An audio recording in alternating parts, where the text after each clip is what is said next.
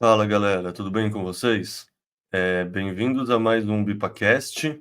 O episódio de hoje acho que é um episódio bem importante, porque a gente sempre fala sobre o Bitcoin, sobre custódia, sobre o que está acontecendo no mundo macro, mas muita gente tem a dúvida mais básica como eu compro Bitcoin e de que forma eu compro, qual estratégia eu uso, e essa no fundo, é um conselho que acaba sendo muito pessoal e é difícil a gente dar alguma sugestão, porque muita gente procura vender no topo, comprar no fundo e acha que vai acertar. E geralmente a gente busca só educar e não dar sinal de compra e venda. Mas tem uma estratégia que eu particularmente uso, vários dos meus amigos também usam, que é a estratégia que eu acho que faz mais sentido a gente, como empresa, como a Bipa, mostrar para vocês, que é a estratégia que chama DCA. E para conversar sobre ela, acho que ninguém melhor do que o Berto, amigo meu, criador do projeto Hold, que veio aqui explicar um pouco para a gente mais o que que é essa estratégia. Então, pô, bem-vindo, Berto, e queria começar pedindo para a gente não falar da estratégia em si, mas quem é o Berto? Qual foi sua trajetória de Show. vida antes de conhecer o Bitcoin, sabe? Se apresenta um pouco para, caso alguém não te conheça, saber com quem está conversando.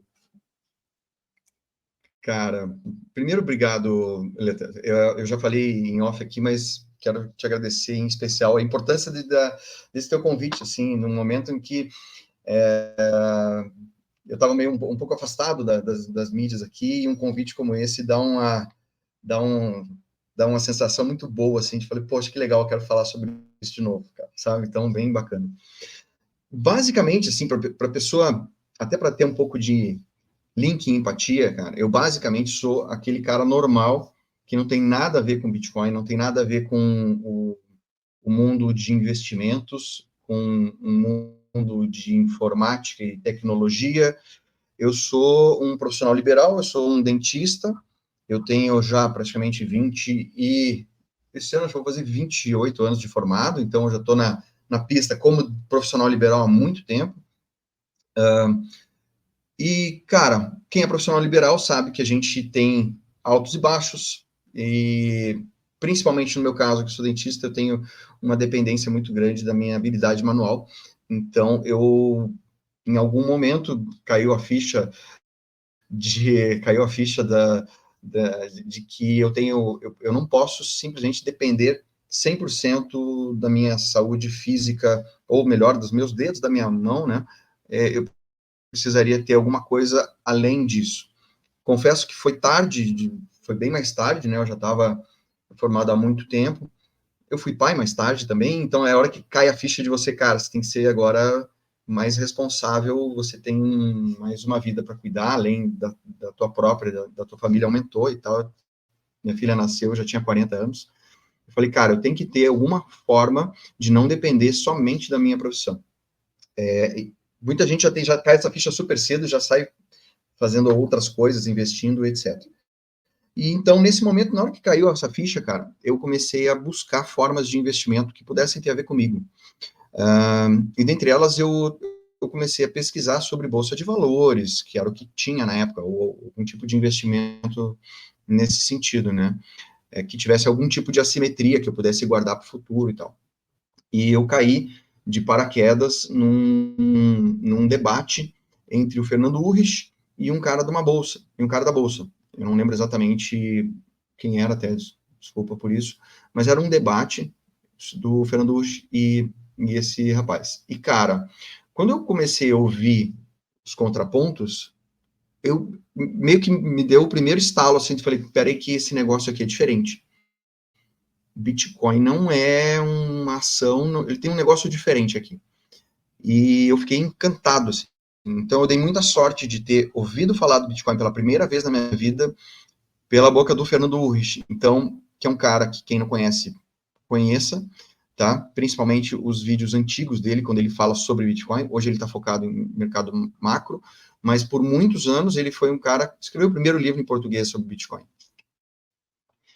E ali, cara, eu vi que tinha alguma coisa diferente. E eu comecei a correr atrás de mais informações. E eu dei sorte ainda também, que na época tinha pouco material, e eu caí ainda nos vídeos do Andreas Antonopoulos. Também, quem não conhece, dá uma fuçada que é um cara que tem uns vídeos de conceito de Bitcoin muito legais, que são antigos, os vídeos dele, mas eles encaixam algumas previsões ele errou, mas não tem problema, porque a base dele é excelente. Então, foram os dois caminhos que me fizeram começar a entender um pouco sobre Bitcoin. Passou um tempo, eu fiquei só na inércia, lendo, ouvindo falar, assistindo vídeo, etc., até o momento em que um amigo chegou para mim dizendo, cara, então, olha só o que aconteceu com o preço do Bitcoin, você viu como aumentou?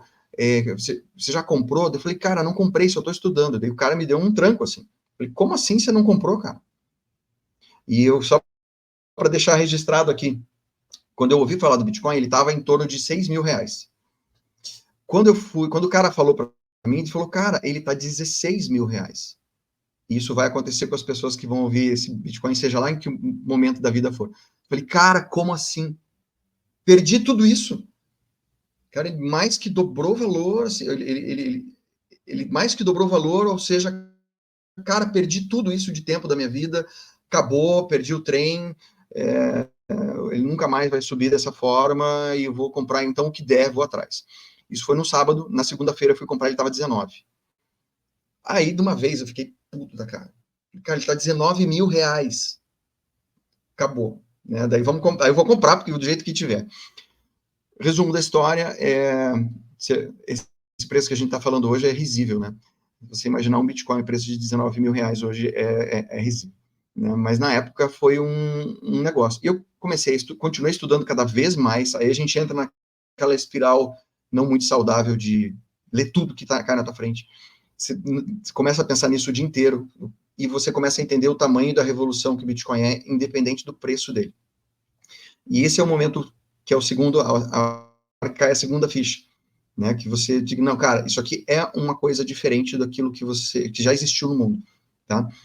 Parece coisa de maluco, de chapéu de alumínio, mas tá? Quem tá ouvindo isso pela primeira vez e dizendo, Bitcoin, todo mundo fica naquela coisa de que ele é a oitava maravilha do mundo. Eu falei, eu só digo o seguinte, estuda um pouquinho, e não acredita em mim, nem em Kai, nem em ninguém, talvez você chegue nessa conclusão, ou talvez não sirva para você, tá tudo bem também, né?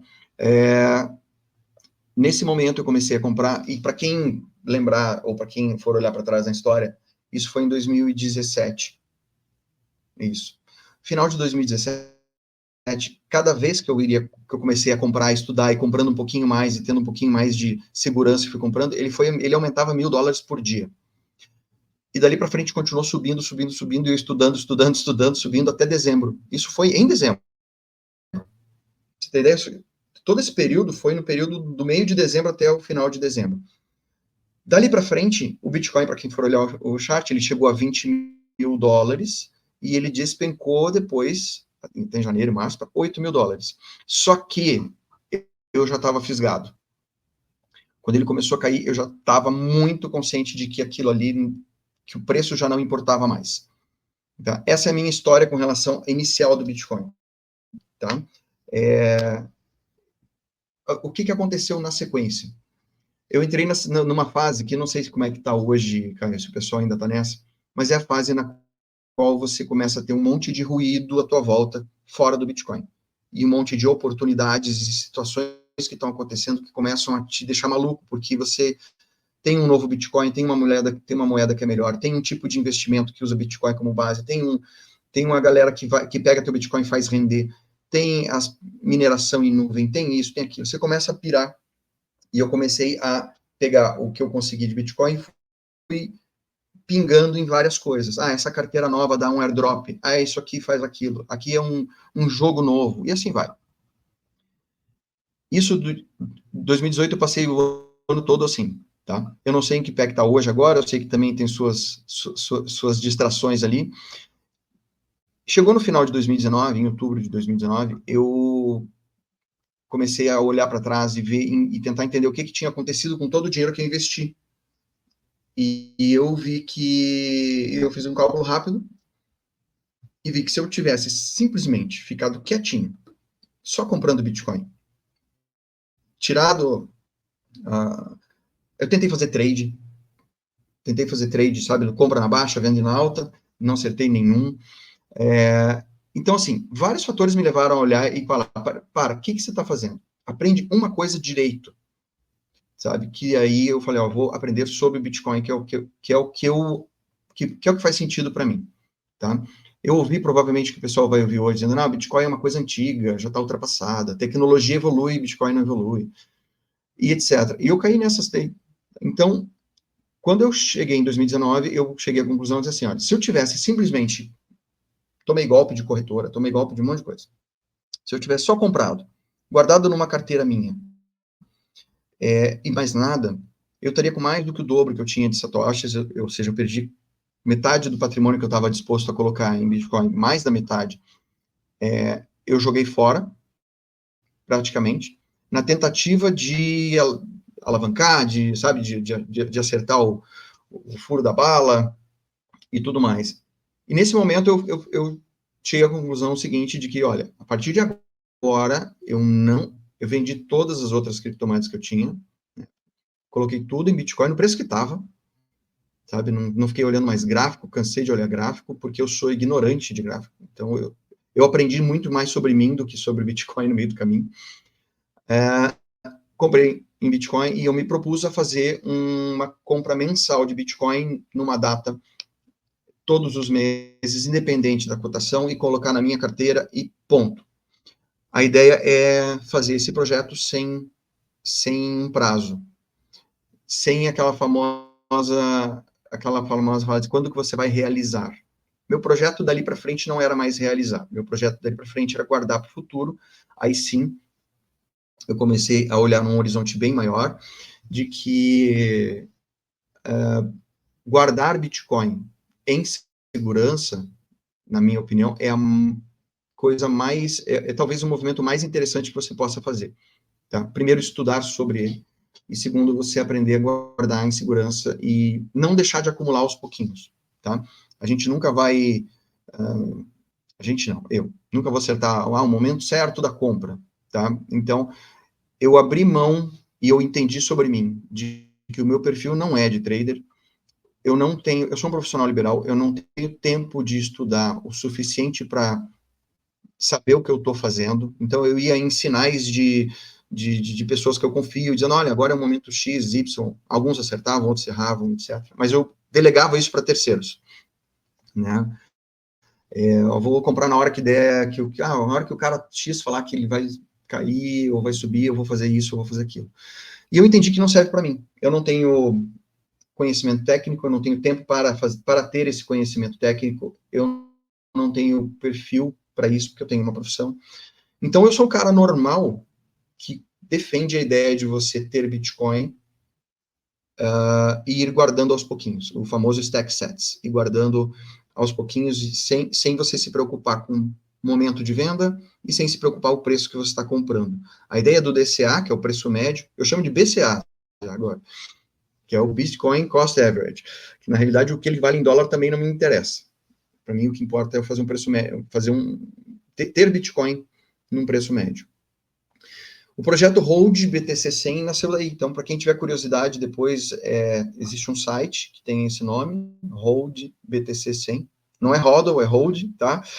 Hold BTC100, dentro desse site tem lá, eu fiz uma planilha para eu conseguir me organizar, uma planilha no Google Planilhas, para eu poder me organizar as minhas compras, e ela é uma planilha que está disponível, open source, aberta, para quem quiser fazer uma cópia. Não precisa pedir para mim, nem nada, é só copiar. Depois eu mostro como fazer isso. Nasceu daí o projeto. E aí, depois, mais tarde, eu queria conversar com as pessoas, cara. Eu queria ter alguém para bater papo sobre isso. Então, a gente começa a conhecer pessoas, eu montei um grupo no Telegram, que está lá até hoje, e com a ajuda do Nicolas e da Kátia Zenha, a gente botou esse grupo para rodar. O Nicolas Maia, para quem não conhece, aliás, é um cara, se você não conhece pessoalmente, não sei se conhece, o Nicolas Maia é um cara que você tem que conhecer. Ele tem... A gente criou esse grupo e, cara, eu resolvi começar a fazer lives no YouTube e chamar a galera do grupo para bater papo, porque eu queria conversar com as pessoas. Eu sempre tive muita curiosidade em saber como as pessoas pensam sobre os assuntos variados, e Bitcoin era uma coisa que unia a gente. E eu fiz um programa um podcast, na realidade, no YouTube, que chamava Quarta Hold. Então, toda quarta-feira, 9 da noite, tinha uma live ou como uma ou com mais convidados, e a gente começou a bater papo, e isso tomou um vulto muito legal, assim, começou a vir gente pô, as pessoas que eu mais admiro aceitavam o convite, então tem um histórico ali da Quarta Road que eu tenho super orgulho ali de ter conversado com gente maravilhosa. Caio é um deles ali, né? O cara que participou de vários, né? Não lembro nem de quantos a gente já bateu papo. A Quarta Road nasceu dessa forma. Hoje ela está num ano sabático, está um pouco em stand-by, mas ela vai voltar, talvez não na quarta, talvez no outro desenho, mas os bate-papos, esses podcasts aí vão acabar voltando. Mais ou menos esse é o resumo da minha história, tá, Caio? Eu não lembro se deixei alguma coisa importante de fora, mas foi mais ou menos isso aí a minha história. Não, boa, uma ótima contextualização. Se eu começar perguntando assim, você comentou muita coisa, você comentou que você tentou fazer trade, e aí quando você percebeu que isso não estava dando resultado, você resolveu fazer essas compras recorrentes mensais. Você já tinha ouvido falar disso antes ou foi uma coisa que você, tipo, Não, surgiu meio que espontâneo da sua cabeça e depois você descobriu que tinham outras pessoas que faziam assim também? eu nunca tinha ouvido falar em DCA, foi a primeira vez. Eu fiz isso na raiva mesmo, sabe? Fiz isso na raiva, dizendo, porra, chega, eu vou comprar e guardar e azar. E aí veio uma ideia de que talvez algumas pessoas que eu conheço da minha cidade, se pudessem falar, pô, vamos fazer isso, gente, vamos fazer junto, sabe? Tanto que o projeto originalmente, ele era, eu tinha ele como o Bitcoin Hold era 50, 100 e 500. Tipo, cada um fazia o que quisesse.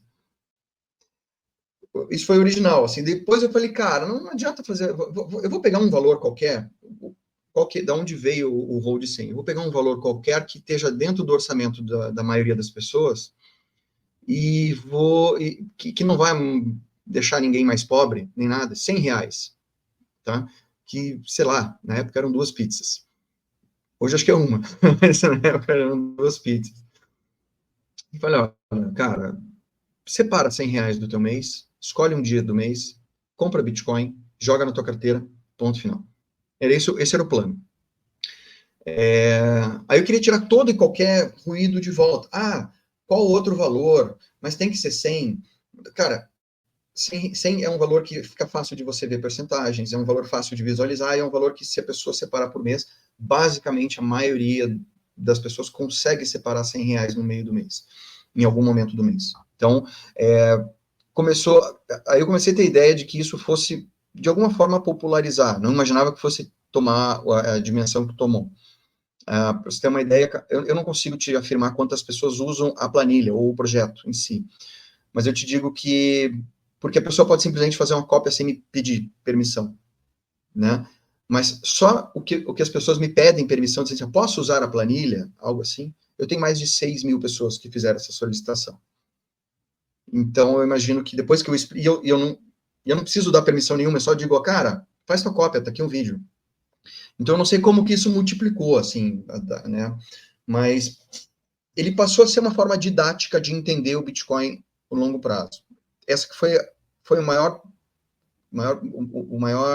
a coisa mais importante que para mim começou a ter um valor de ensinar que guardar vale a pena, que guardar que continuar, aquela imagem daquela parede gigante assim, que você vai colocando aos pouquinhos, o poder de você fazer um pouquinho todo dia, ao longo do tempo isso passa a ser relevante, mas durante aquele dia parece que não foi muita coisa.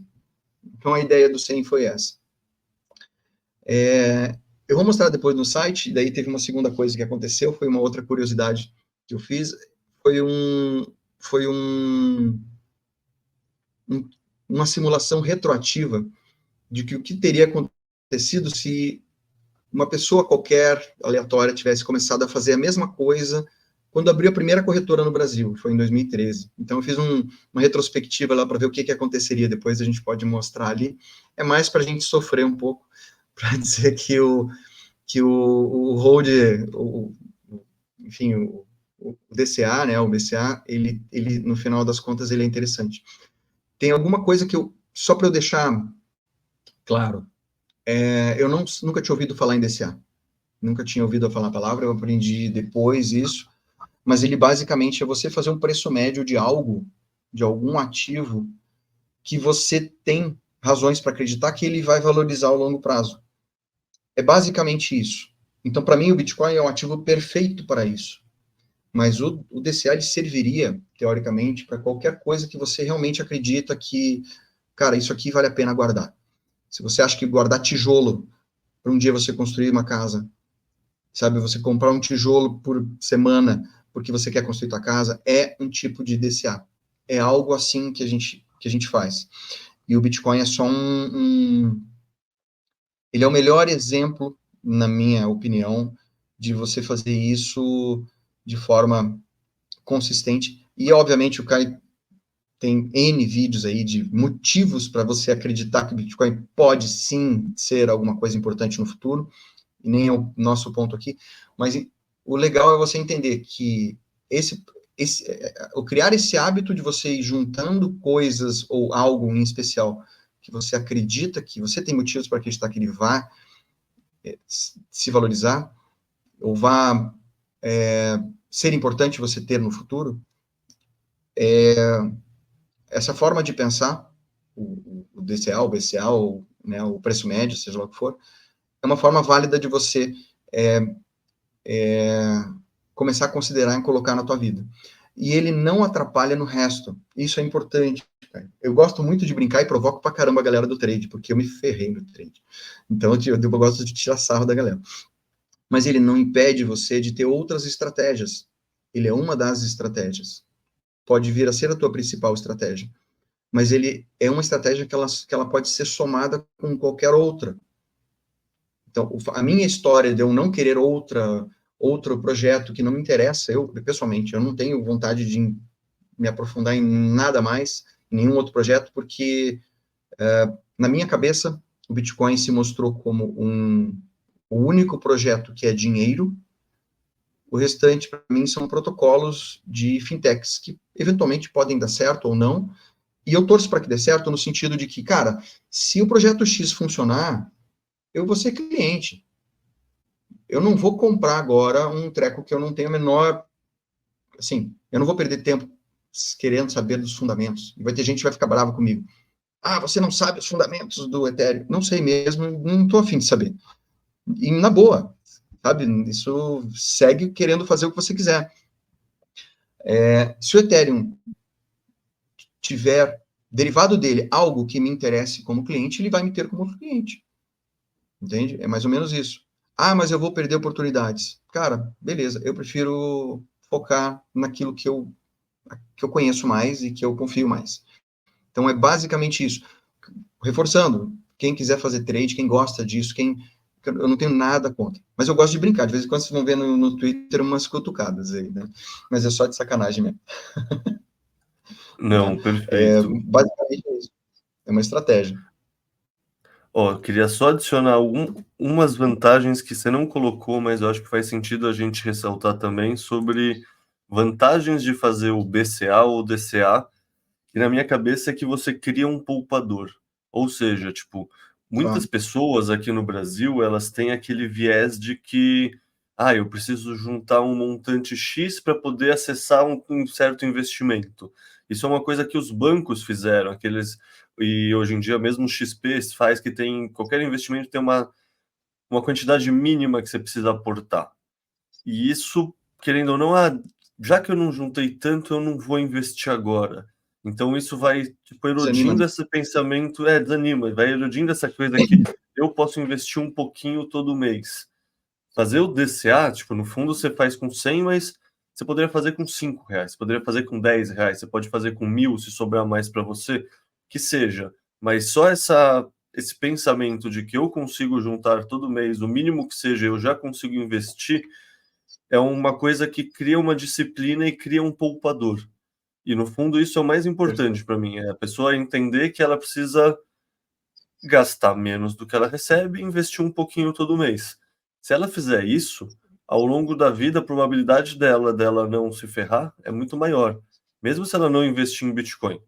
Ou seja, tipo, a pessoa pode investir na bolsa, que seja, pode investir no S&P 500.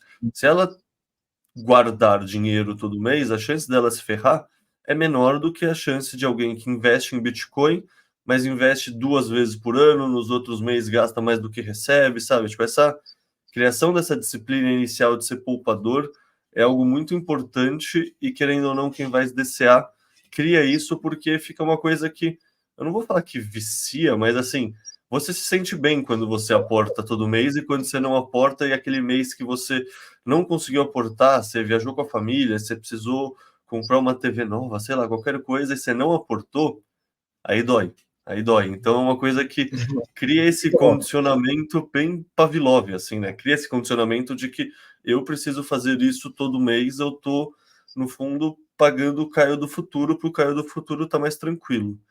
E assim, eu sigo essa perfeito. estratégia há bastante tempo também.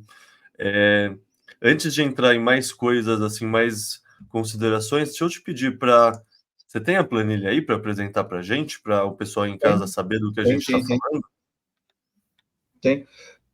Você quer abrir aí a tela e dividir para o pessoal ver que para eu não mexer, você mexer, você prefere dessa forma ou quer que eu faça? Como você preferir. Você pode abrir aqui, é só de autorizar e você mexe, que você vai saber onde você prefere mostrar. Como você preferir. Então tá. Eu vou fazer aqui eu vou apresentar aqui. Para entender do que se trata isso, né, na vida real. Aqui, peraí.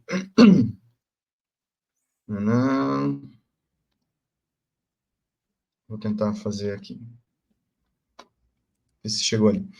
Então, basicamente, não vai aparecer ali a linha de cima, mas esse site existe, chama holdbtc100.com.br, tá?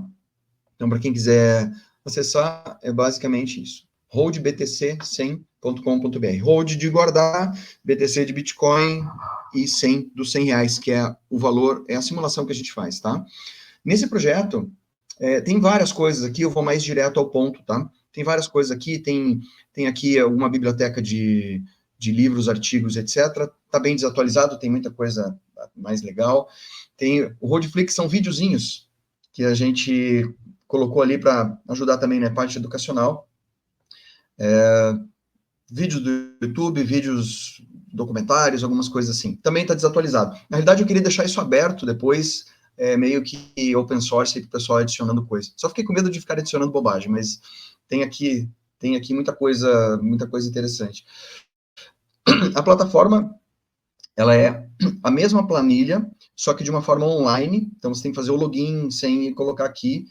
Até quero agradecer o Márcio, que da Nexus, que fez essa planilha. Só vou mostrar aqui como é que tá, em que pé que tá. Ah, desculpa.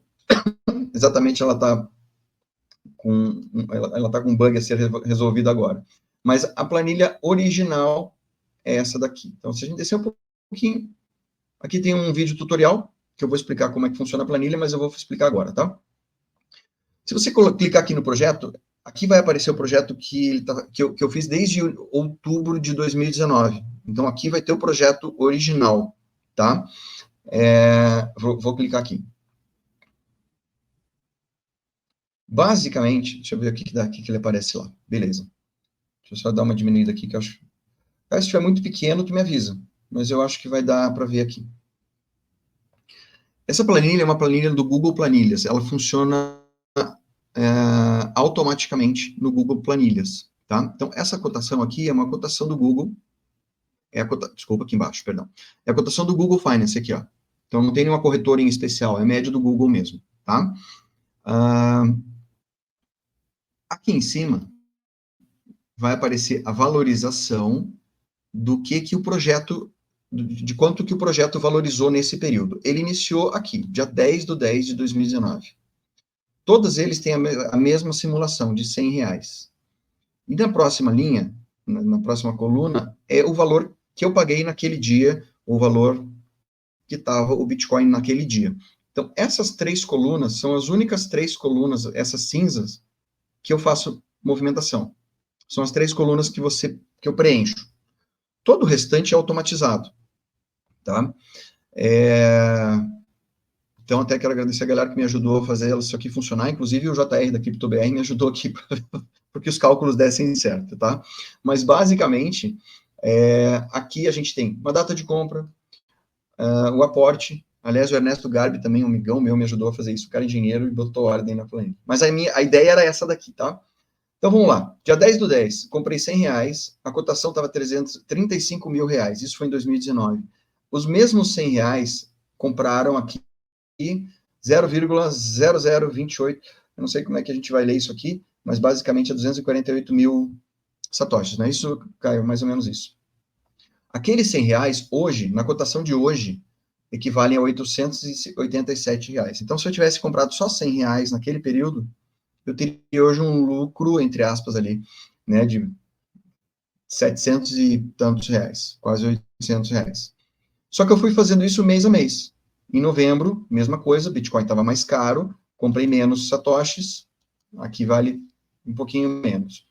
No dezembro, mesma coisa, Bitcoin estava mais barato, um pouquinho mais de satoshis, aqueles mesmos R$100 equivalem a 120. E assim por diante.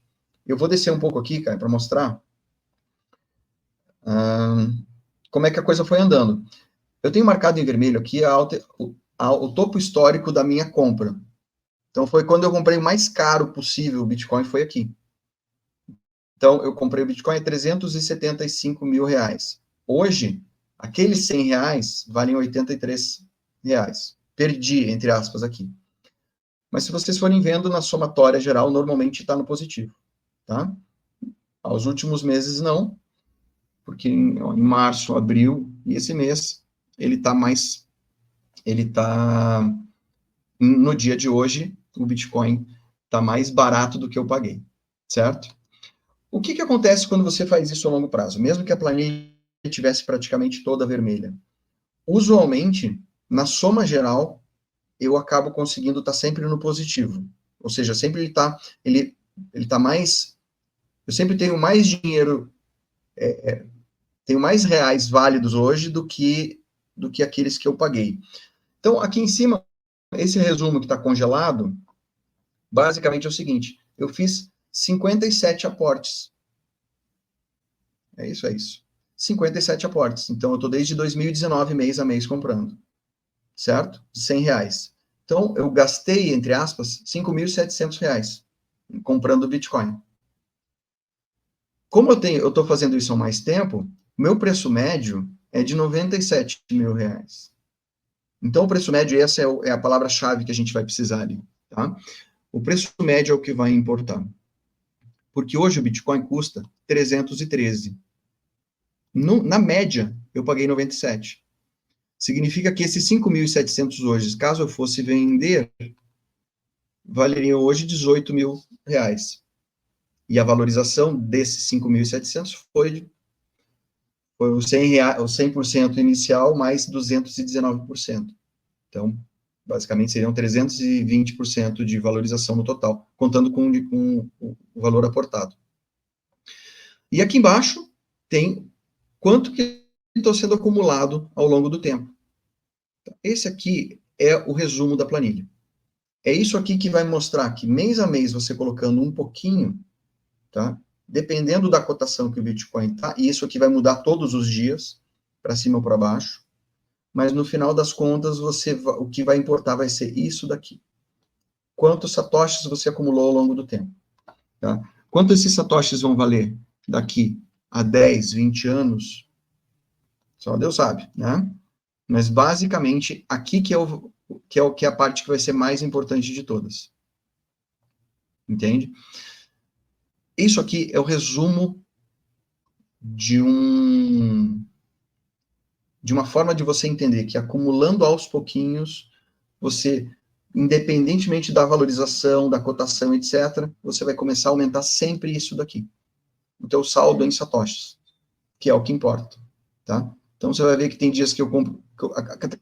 cada vez eu compro menos satoshis aqui, ó. Cada vez os 100 reais valem menos satoshis. Mas ao longo do tempo passando, ó, ele vai mudando automático, tá? Você vai ver que aqui eles vão mudando a cotação, muda automático. Eu fiz uma simulação que não vai fazer tanta diferença hoje, tá? Ela é bonita de ver quando tá tudo vermelho, cara. Mas eu fixei o preço do Bitcoin na alta histórica, foi aquela alta maior de todas. Então, quando ele bater a alta histórica de novo aqui, 375 e etc., todas essas compras aqui vão estar em azul. E aí, quando ele bater, a valorização vai estar em 283% nessa quantidade de aportes que eu fiz até agora. Ou seja, se eu parar de comprar, é isso que vai acontecer. Aquele 5.700 vai passar a ser 21.800, tá? A minha questão da alta histórica nem é se vai bater, porque ela já bateu outras, né? E ela tende a bater alta histórica em cima de alta histórica se você tiver um horizonte longo o suficiente. Então, esse é o projeto. Para você ter um projeto desse para você de graça, eu vou voltar aqui na página. Você só vai clicar aqui no Minha Planilha, que é a mesma planilha. É igual, só que ela está em branco. A única coisa que você precisa preencher são essas 3 colunas aqui. Só. Deixa eu só atualizar que meu computador está meio lerdo aqui. Vou tirar o CryptoSteel que nos ajudou aqui. Basicamente, você vai colocar uma data da compra, você vai colocar a quantidade de reais que você pagou. Ah, eu comprei R$300, eu comprei 500, eu comprei 50, eu comprei 20, comprei 1.000, tanto faz. E a cotação que você comprou. Tá? Então, eu vou fazer uma simulação rápida aqui, Caio. Posso? Dá tempo? Claro, por favor. Jogo rápido, só para o pessoal entender. Essa planilha em branco, até, desculpa, eu vou fazer antes um negócio aqui. Para você ter ela no seu Google Drive, é só clicar no arquivo aqui em cima, fazer uma cópia. E você vai colocar o nome que você quiser, planilha hold, faz o que você quiser aqui, e você vai ter essa mesma planilha no teu computador, tá bom? Você pode fazer isso com a anterior, mas ela está toda completa, daí você tem que zerar ela para fazer. Então aqui, ela já está pronta, tá?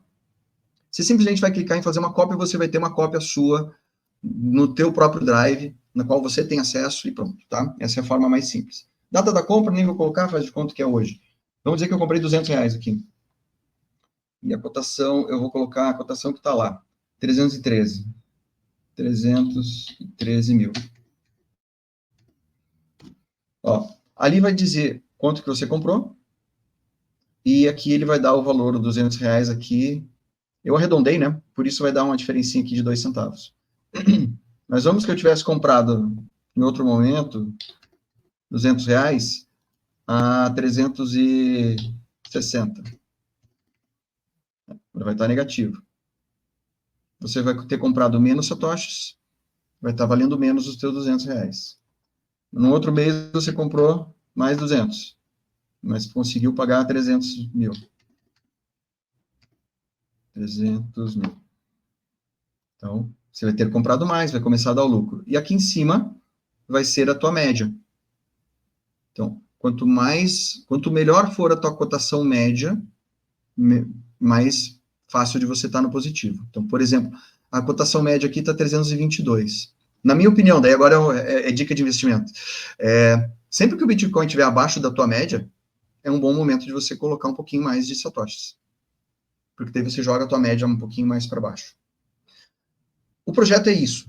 Ele poderia ser mais um monte de coisa.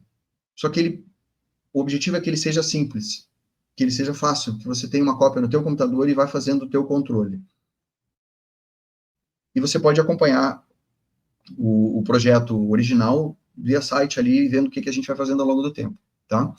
Então, basicamente é isso, você tem no teu computador essa mesma planilha, ela é editável, você pode editar do jeito que você quiser. Tem aqui embaixo uma aba para dólar, para quem gosta de fazer em dólar. Tem uma aba aqui para euro, para quem gosta de comprar em euro. Mas para quem está aqui no Brasil, são os reaisinhos que valem, então é isso. Eu vou deixar em branco aqui, porque se o pessoal baixar, senão vai ficar marcado isso aqui, tá?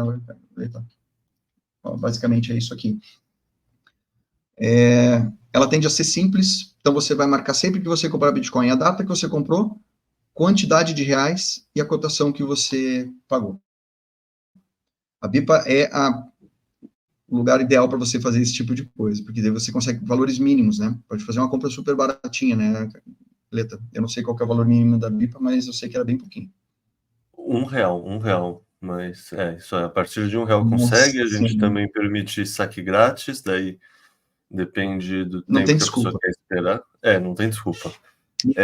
Não tem desculpa acumular Satoshi. Não tem desculpa. Uma coisa que Eu eu acho queria te que faz mostrar mais muito... duas coisas. Quer mostrar antes? Mostra antes. Quer dizer, deixa eu comentar antes, Só, que é sobre a planilha, só pra... depois você mostra. Pode ser?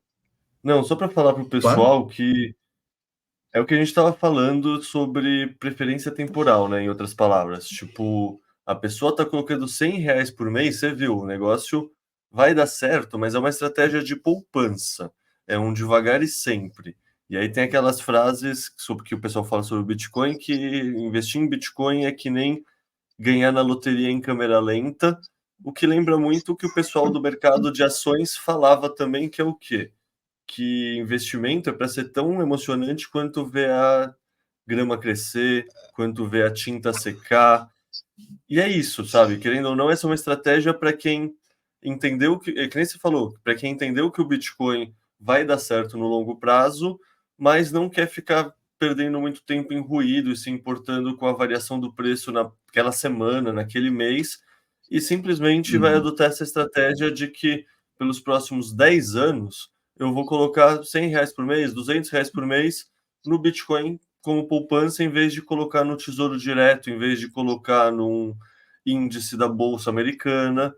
No fundo, essa é a estratégia que eu uso na pessoa física, que muitos meus amigos usam, que o Huberto usa. Ela é muito boa porque ela reduz muito ruído, assim, querendo ou não, o Huberto falou isso em trechos da apresentação dele, que o quê? Eu sou dentista, eu não sou trader.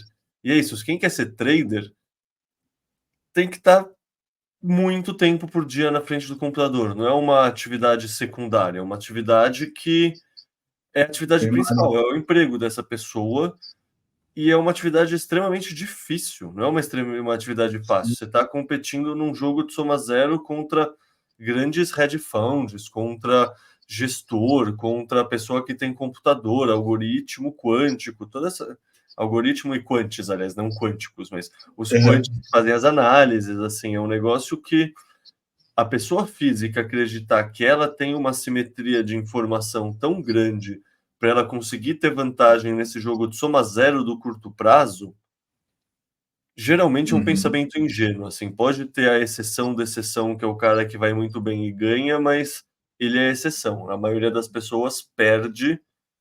Então, assim, Eu eu, pessoa concordo. física, uso essa estratégia que é poupar todo mês, saber poupar, saber guardar dinheiro, sabe?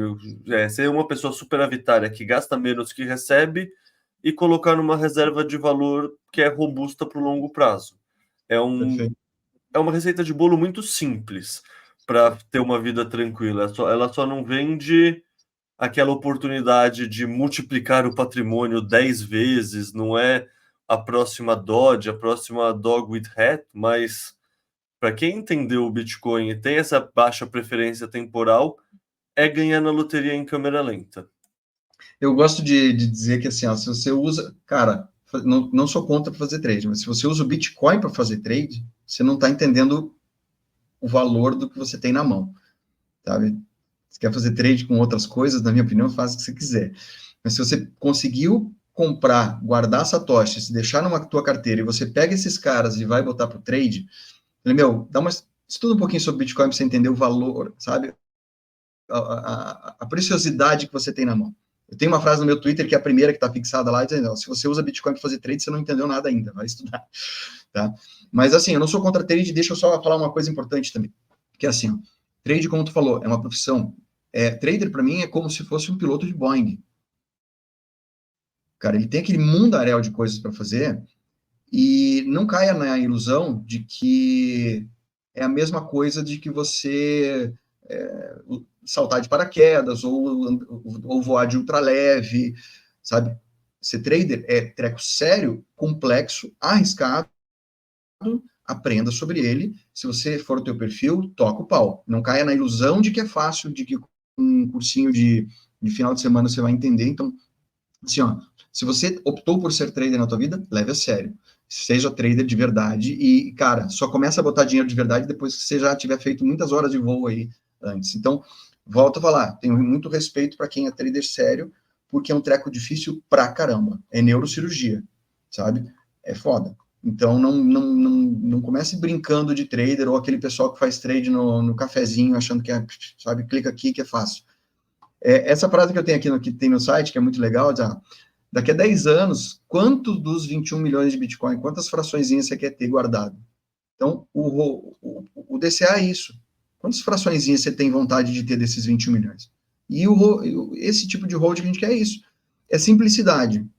Não impede de você fazer nada do que você gostaria de fazer da tua vida, e muito pelo contrário, não impede de você ter a tua profissão, a tua vida, as tuas coisas, e você continua sendo um cara acumulador de Bitcoin para o futuro. Então, isso é importante. Né? E não impede de você, sabe, de você fazer nada em volta. Vai fazer teu dinheiro, vai criar a tua profissão, segue a tua vida, mas não deixe de guardar um pouquinho. Esse é o ponto. Eu queria te mostrar ali, Leta, só duas coisinhas que estão aqui embaixo nessa mesma. Uma delas, ela é. A minha planilha é uma planilha zerada para você utilizar. A outra aqui é a mesma planilha, que tende a ideia é fazer um estímulo para os pais e mães, de, puta, cria uma planilhazinha para o teu filho, para tua filha. É a mesma planilha. Ela só não é tão poluída. Ela é mais simples. Tá? Então, ela tem alguma coisa assim, tipo, eu quero guardar para faculdade, para uma viagem, para as férias dos meus filhos, etc. Tem uma planilhazinha só para filho aqui. Voltando, você só precisa preencher essas três coisinhas aqui. Ó, dia tal, mesada tal, quanto que o Bitcoin estava. São palavras mais simples para dizer a mesma coisa das primeiras coisas. Quanto que ele vale hoje? Aí vai aparecer aqui quanto você comprou, quanto ele vale. Tá? E tem aqui uma referência de... Porque assim, vou fazer uma poupança para o meu filho. Então, aqui tem uma referência da poupança. Então, ao longo do tempo, dos meses, aqui vai dizer quanto que você teria se tivesse guardado na poupança e quanto que você teria se você estiver guardando a mesma quantidade em satoshis. Então, vai ter um comparativo bem interessante. E aqui você pode editar aqui meu objetivo. Você pode clicar aqui e colocar, o objetivo é faculdade, intercâmbio, etc. É uma planilha separada daquela poupança da família, vamos dizer assim, do futuro, da aposentadoria. É mais um estímulozinho, tá? Então, é a mesma planilha, só que ela é um pouco mais bonitinha, assim. Tá, ok? Mesma coisa tem em dólar, tem em euro, fica aqui o convite para o pessoal conhecer. Deixa eu ver, sair. E tem mais uma coisinha para eu te mostrar. Essa mais para instigar e a fazer com que as pessoas não fiquem deixando para amanhã. O comece agora é importante. Porque essa é aquela simulação que eu te falei, de 2013. É a mesma planilha, a mesma coisa, só que a simulação ela é R$ 100 todos os meses, desde o dia que abriu a primeira corretora de Bitcoin no Brasil, aqui no Brasil, R$ 100 todos os meses. O que teria acontecido? Tá? Então, daí essa aqui é uma planilha mais do sofrimento, né, que eu chamo do arrependimento. Tá? Para quem teve a possibilidade, tabela do arrependimento. Quem teve a possibilidade de comprar. E olha só um negócio interessante. Os 13 mil não estão muito longe dos 5 mil de aporte. Concorda? Só que pelo fato de ter começado mais cedo, os 13.200 hoje equivale a R$ 1.500.000. Por que isso? 11.000% de valorização. Por quê? Porque em 2013, R$ 100 comprava meio Bitcoin. Estou clicando errado. R$ 100 em 2013 comprava metade de um Bitcoin inteiro. Então, isso aqui é praticamente metade de um Bitcoin. E assim por diante. Ou seja, por muito tempo, 2013, 2014, os valores do Bitcoin estavam lateralizados, super baixinho em comparação com hoje. Só que começou a ir aumentando. E eu entrei bem aqui, ó, quando começou essa coisa aqui. E dali para frente, o Bitcoin continua. Então, a questão é, onde é que você vai querer estar daqui aos próximos... a alta histórica aqui. Vamos ver quanto ficaria na alta histórica agora o Bitcoin. No lugar de 1 milhão e tanto, 1.800.000, quase 2 milhões. Quando o Bitcoin atingir a alta histórica, esta tabela, essa pessoa simulada que teria comprado R$ 100 todos os meses no dia 10, teria o equivalente a 2 milhões de reais e teria gasto 11 mil e poucos reais. Tá? Então, é basicamente isso. A ideia é, não deixa para depois. Começa, sabe, tem aqui algumas sugestões aqui para você, alguns estímulos aí para não ficar deixando para mais tarde, tá? Mas basicamente é isso. É uma forma da gente olhar para trás e dizer assim, cara, por que eu não comecei antes? Cara, não dá para começar antes, já passou esse tempo. Mas você pode agora começar a fazer a tua poupança em satoshis a partir de agora. E fazer uma história diferente para o futuro. Então, é basicamente isso. Fala pessoal, tudo bem com vocês? Espero que vocês estejam gostando desse BipaCast. Estou passando aqui para pedir para vocês curtirem, compartilharem, se inscreverem nos nossos canais, mandar para um amigo se achar que esse conteúdo faz sentido, que ajuda bastante a gente a crescer. Eu geralmente não gosto de pedir essas coisas, é meio constrangedor, mas realmente ajuda. Então, desculpa interromper a programação, mas dá essa força lá para nós, por favor. E também outra coisa que você pode fazer que ajuda a gente é preencher a pesquisa de satisfação que eu tenho deixado sempre na descrição dos vídeos. Com isso a gente entende o que vocês gostam de escutar, o que vocês não gostam, tópicos que a gente poderia abordar mais, tópicos que a gente poderia abordar menos. Enfim, basicamente, quanto mais feedback vocês derem para a gente, mais a gente entende como melhorar e entregar um podcast, um produto cada vez melhor para vocês. Beleza? Então, bora de volta para o podcast. Valeu. Bom, legal essa apresentação dessas planilhas, Huberto. Deixa eu pedir para você agora uma coisa mais pessoal, assim. Com certeza você conversa com usuários da planilha, com ouvintes do podcast que você fazia, do Quarta Rodel, por agora eu confundo como eu falo, mas enfim, Quarta Hold. E não sei, conta um pouco dessa interação com o público. Tipo, você falou que teve mais de 6.000 downloads que você consegue ver. Então, assim, com certeza influenciou muita gente, ajudou muita gente. Você consegue dar exemplos disso pra gente? Cara, é o tipo de situação que você não espera. Eu imagino que tu passa por isso também, assim, a gente não faz ideia de como você atinge as pessoas. Na prática, foi uma coisa que eu fiz para eu tentar me organizar e, assim, se tivesse uma pessoa que curtiu e tá usando, para mim já ia ser um puta de uma vitória, assim, falei, pô, que legal, alguém tá fazendo isso, alguém tá guardando. E o resultado, na realidade, foi muito maior do que eu imaginava, falando em termos individuais, assim. Então, cara, usualmente, e assim, com uma frequência bastante grande ainda, eu recebo pelo meu perfil no Instagram, alguém fazendo algum comentário, ou eu posto alguma coisa, e usualmente é gente feliz, assim, agradecendo, e falou, puta, ainda bem que você me falou isso naquela época, e comecei a guardar e não vendi. Eu bato muito nessa tecla aí, depois explico melhor qual que é a ideia, né, do planejamento do longo prazo. Mas, pô, ainda bem que eu não vendi, pô, eu ia me assustar e, cara, segurei aqui, agora tô com os meus satoshis estão na minha mão ainda.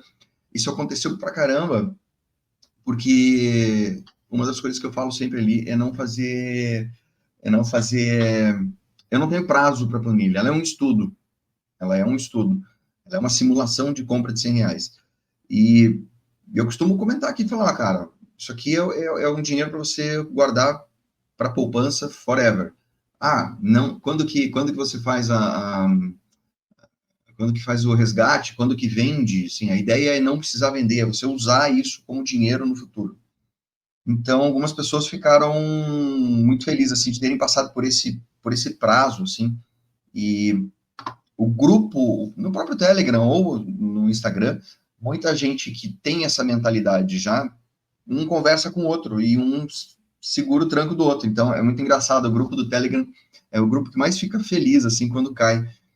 Eu participo de outros grupos, né, do Instagram ou do WhatsApp, e todo mundo fala, eu falei, cara, esse aqui é o único grupo que a galera fica feliz quando cai o preço. E todo mundo fica desesperado nos outros grupos, e aqui a galera fica feliz, aqui, puta merda, cara, vamos comprar mais barato e tal. Então é muito bom ver isso, sabe? Ver as pessoas olhando o Bitcoin com outra visão fora esse valor. Tem uma história que eu não consigo esquecer, cara, que aconteceu, se não me engano, foi em 2022, eu acho. Eu estava num evento em São Paulo, de, de Bitcoin e criptomoedas em geral, mas eu fui lá para conhecer. É um evento, aliás, né? Fica um convite aqui, se vocês tiverem oportunidade, quem tiver oportunidade de ir em evento, principalmente Bitcoin Only, você vai ter oportunidade de conversar com gente que já está na mesma vibe, é muito bacana. E encontrei um rapaz que ele falou, cara, posso contar uma história para você? Eu falei, pode. O que houve, né? Daí ele falou o seguinte, falou, cara, em 2020, eu conheci teu canal e etc, e mandei para minha diarista. E ela começou a guardar Bitcoin em 2020. E ela simplesmente pagou a faculdade da filha, graças ao teu projeto. Imagina o pai que eu fiquei, né, cara? Eu falei, o quê, cara? Falei, a faculdade da filha dela foi paga por causa do teu projeto que você falou que era para guardar assim, assim, assim. Ela teve a oportunidade de pagar a faculdade. Cara, isso me pegou, assim, mais do que qualquer outra coisa, assim. Imaginar que alguém usou isso para dar educação para filha. Então, imagina, diarista do cara. E ele falou que, cara, foram R$ 100 mesmo, todo mês, devagarinho, e o Bitcoin deu, naquele período, uma subida, foi o suficiente. Então, assim, Bitcoin para mim é dinheiro, você vai guardar o máximo que você puder, mas nada impede de você precisar usar por alguma razão, seja ela de emergência ou seja ela de projeto de vida. Então, ele está aí para isso mesmo, sabe? E é esse que eu quero que o pessoal guarde, para tirar um pouco aquela coisa de que, eu vou investir para esperar a alta e realizar em reais e ter um lucro em não sei o quê, não sei o quê. Então, a cabeça muda um pouco quando você começa a falar sobre hold, sobre DCA, sabe? Então, essa foi uma história que me marcou, acho que vai ficar para sempre, assim, na memória. Não, bacana, bom demais. Cara, você comentou um negócio que eu acho que reflete muito o grau de educação que a pessoa do seu grupo tá tendo, assim, justamente pelos podcasts, pela planilha, etc., que é fica feliz quando cai. Isso é realmente quando você percebe que a pessoa já deu, no fundo, se ele tivesse aprendendo a andar de bicicleta, já podia tirar as rodinhas, né? A pessoa entendeu a principal proposta de valor e ela fica mais feliz quando o preço cai do que quando ele está de lado. Eu não vou falar quando ele Uhum. sobe, porque quando ele sobe é legal porque você vê que você estava certo mesmo, você fica mais confiante, assim, é inevitável, é da nossa psicologia humana, né? Mas na BIP é muito interessante que você vê isso, assim, por exemplo, você vê que quando o preço cai, aumenta bastante a atividade, assim, sabe? O preço lateralizado, a gente fica com baixa atividade. Quando o preço sobe, a gente tem atividade porque o pessoal se empolga, né? Bate o FOMO. Uhum. Quando o preço cai também, a gente tem muita atividade com o pessoal fazendo buy the dip, assim. Sim. É interessante isso, que é... Isso, no fundo, assim, É uma em poucas mudança na palavras, cabeça, né?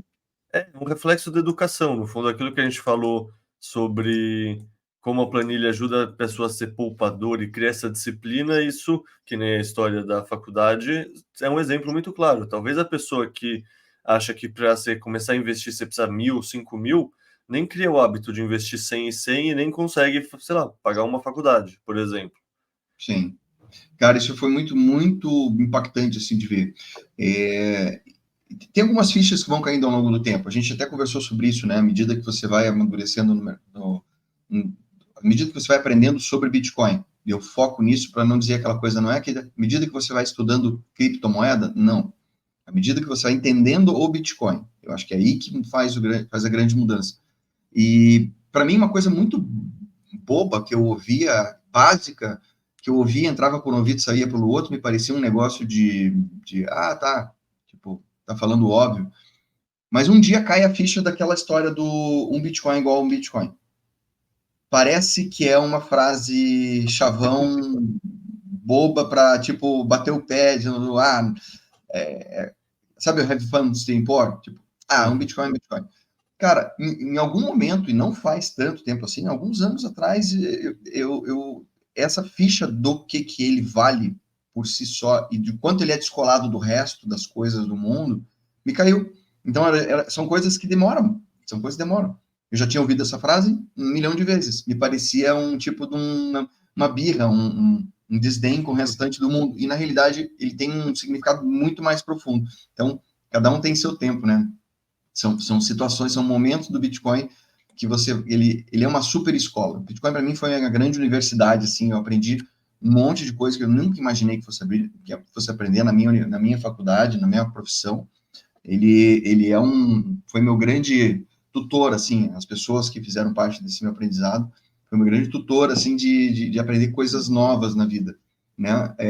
Alguém que nunca ouviu falar, que está vendo esse Bitcoin pela primeira vez, e vai saber o seguinte, cara, é basicamente tudo aquilo que você não entende de economia, misturado com tudo aquilo que você não entende de informática, com um monte de coisas que você não entende de assuntos que você nem imaginava.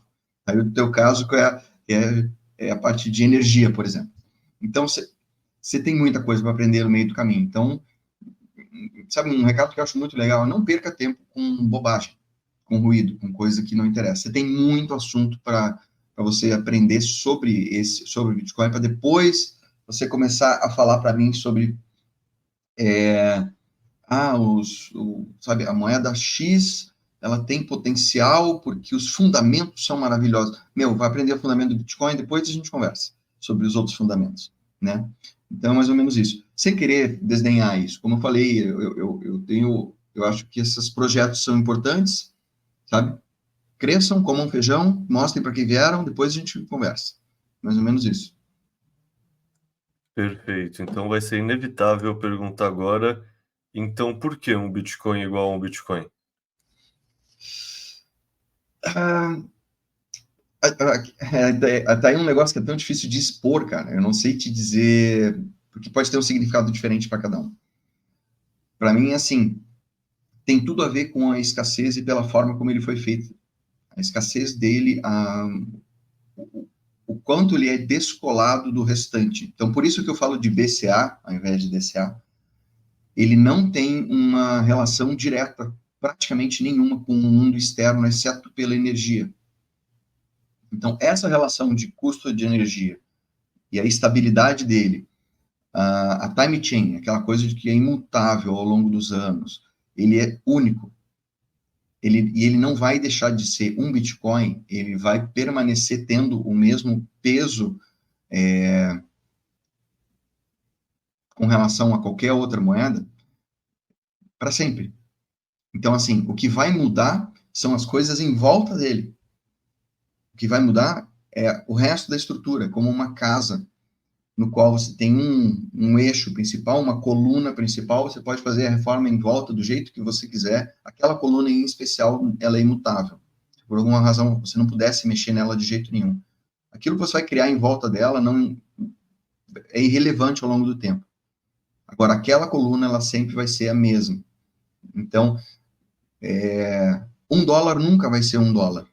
$1, e eu não estou falando em preço de compra. Quem fala assim, $1 ele continua sendo $1.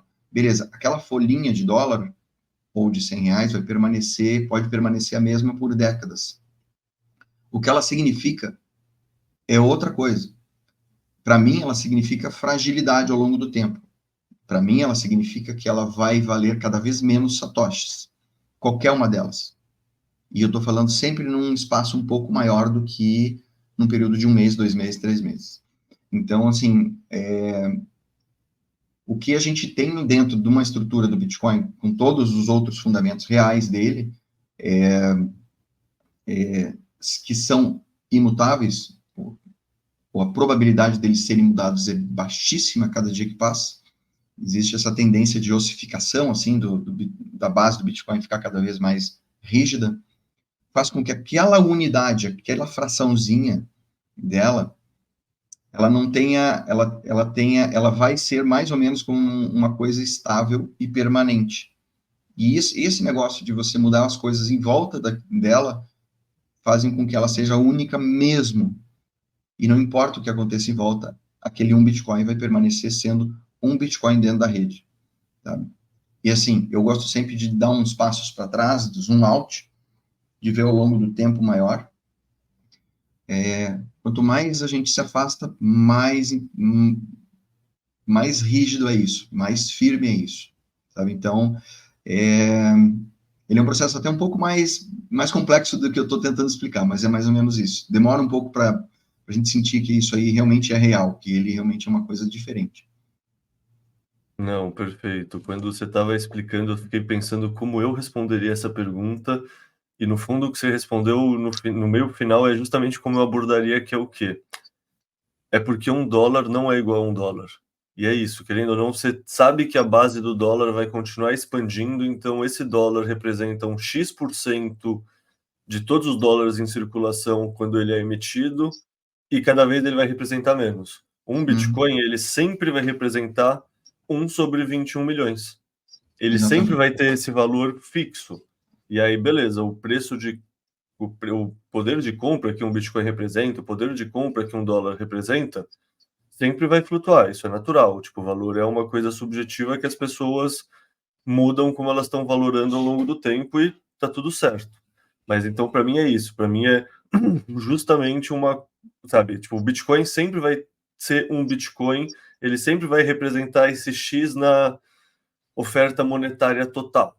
O que a gente nunca consegue afirmar para nenhuma outra Fiat. Nenhuma outra Fiat a gente sequer sabe qual é a oferta total. Tipo, a gente tem estimativas, mas no fundo as pessoas não têm uma certeza, né? Sim. É uma coisa que a gente começou no começo da entrevista falando, e eu acho que é interessante trazer de volta, é, você comentou que um aspecto da planilha é que você compra todo dia 10, todo dia tanto faz, e o preço não importa. E aí eu queria falar Uhum, 2 minutos sobre isso, porque isso é muito parecido com uma questão que tem para quem investia na bolsa de valor. E aí eu não vou, uhum, eu acho que eu estou te contando isso porque você falou que você não investia muito na bolsa antes, e para quem estiver em casa e investe na bolsa, talvez reconheça esse pensamento, que são dois. Tem uma discussão na bolsa de valores que é se o preço importa ou se o preço não importa. E aí, quem acredita que o preço importa, geralmente fica procurando comprar o ativo que está mais em baixa, que caiu mais e, portanto, vai ter um potencial melhor de crescimento no futuro. Então, compra sempre as ações que estão apanhando mais no mercado, que estão sofrendo mais, que estão sangrando. E é uma estratégia assim que, se você é um cara genial que acerta tudo, pode dar certo. Mas daí tem o outro lado que fala que preço não importa porque o mercado tende a uma eficiência, e aí a gente no uhum, Bitcoin não concorda com essa parte, porque o mercado, se ele fosse eficiente, o Bitcoin estava $1 milhão, todo mundo já tinha entendido o Bitcoin, existe uma simetria clara de informação, mas uhum, ele é mais ou menos eficiente em qual sentido? No sentido que tem muita ineficiência no curto prazo, que são essa volatilidade, mas no longo prazo, daí o que o pessoal da bolsa fala é que o preço segue o lucro. Em outras palavras, se o fundamento da empresa continuar estando no lugar, estando funcionando, que numa empresa da bolsa reflete o lucro, o uhum, preço vai acompanhar no longo prazo. No médio prazo, no curto prazo, o preço pode fazer o que quiser, mas uma hora o preço segue o fundamento. uhum. E, querendo ou não, para mim isso tem tudo a ver com o que a gente está falando do Bitcoin, porque antes de eu entrar no Bitcoin, eu segui essa estratégia de acreditar que no longo prazo o preço vai seguir o fundamento. Eu era um investidor fundamentalista na bolsa, eu sigo um investidor fundamentalista no Bitcoin. Eu prefiro investir no Bitcoin do que em outras criptos, porque eu entendo que o fundamento é melhor e que, portanto, tanto faz a volatilidade do curto prazo, do médio prazo. Uhum, Eu acredito que no longo prazo o preço segue o fundamento e o Bitcoin tem um fundamento muito mais robusto. Ele soluciona um problema muito maior, que é essa questão: qual é o bem monetário do mundo digital sem fronteiras? Que isso a uhum, gente não tem, a internet não tem uma moeda digital. O dólar tem fronteira, o real tem fronteira, etc. E é o que você falou, para mim as outras são startups interessantes, podem solucionar uma coisa ou outra, mas não está brigando pelo mesmo mercado potencial. sim. No O mercado fundo, de dinheiro, na realidade, eu divido muito bem isso, desculpa te interromper, Violeta, assim, na minha cabeça, o que, que é a tecnologia de criptografia utilizada como criptomoedas, vou colocar aqui entre aspas, assim, para mim elas são divididas em protocolos que estão querendo resolver alguns problemas e aquelas que quiseram ser o dinheiro digital. Na minha opinião, quem quer ser dinheiro digital, essa situação já está resolvida. Então, nós temos hoje Bitcoin com 99,99999% desse mercado de criptomoedas que querem ser dinheiro. Qualquer o restante que sobrou é irrelevante hoje. ou seja, ele tem 100% do mercado de ser dinheiro, o mercado de startups, que vão solucionar N outros problemas que não sejam ser dinheiro, porque para isso precisa de fundamentos mais robustos e precisa ter uma estabilidade que precisa ser descentralizada, precisa ser, né, precisa ter uma estabilidade de emissão, enfim, tudo isso. Então, assim, o mercado de dinheiro digital da internet, para mim, ele já está resolvido. Ele ainda não é divulgado, ele ainda não é, ele não é uma unanimidade, porque as outras empresas estão tentando fazer alguma coisa para tirar uma fatia do mercado. A questão de que ele funcionar como dinheiro dessa forma, para mim, assim, não é uma briga, sabe? Não é uma briga, não é uma situação a ser discutida. A segunda situação é, protocolos de criptomoedas que querem resolver tal problema. Beleza, e tomara que consigam, cara, numa boa, tomara que consigam resolver qualquer coisa aí, para mim, vou estar bem feliz. Mas é uma pergunta, tipo assim, qual é o melhor predador do mundo? Tubarão ou leão? Sei lá. Tipo, depende de qual ambiente nós estamos conversando. Tá? Se você colocar o tubarão na floresta, te garanto que ele não é o melhor predador de todos. Agora, você bota um leão no mar, também não vai ser o melhor predador. Depende do ambiente no qual ele está inserido. O ambiente financeiro, o ambiente de dinheiro, o Bitcoin concorre com o resto das moedas do mundo, com dólar principalmente, com formas de pagamento, entre aspas, aqui, porque daí é uma camada 2 ali que a gente ainda vai conversar. O restante, que são startups que estão buscando outras funções. Basicamente, eu enxergo dessa forma. Nesse vídeo, você vai entender o que é o BitPix e como utilizá-lo. O BitPix automatiza a conversão dos seus depósitos Pix em Bitcoin ou dólar digital. Para usar, você só precisa transformar uma chave Pix em uma chave BitPix. Após isso, todo o valor enviado a essa chave será automaticamente convertido na sua moeda digital preferida. E para transformar a sua chave Pix em BitPix, é só seguir esses passos. Na página inicial, clique no símbolo de Bitcoin e dólar no menu inferior. Desça a tela e clique em Conheça o BitPix. Leia as instruções e em seguida clique em Cadastrar uma chave BitPix. Escolha uma chave Pix para transformá-la em uma chave BitPix. Escolha a moeda na qual deseja que os depósitos em reais feitos para ela sejam convertidos e clique em Selecionar. E pronto! É só fazer um depósito para a chave e ver a mágica acontecer. Perfeito.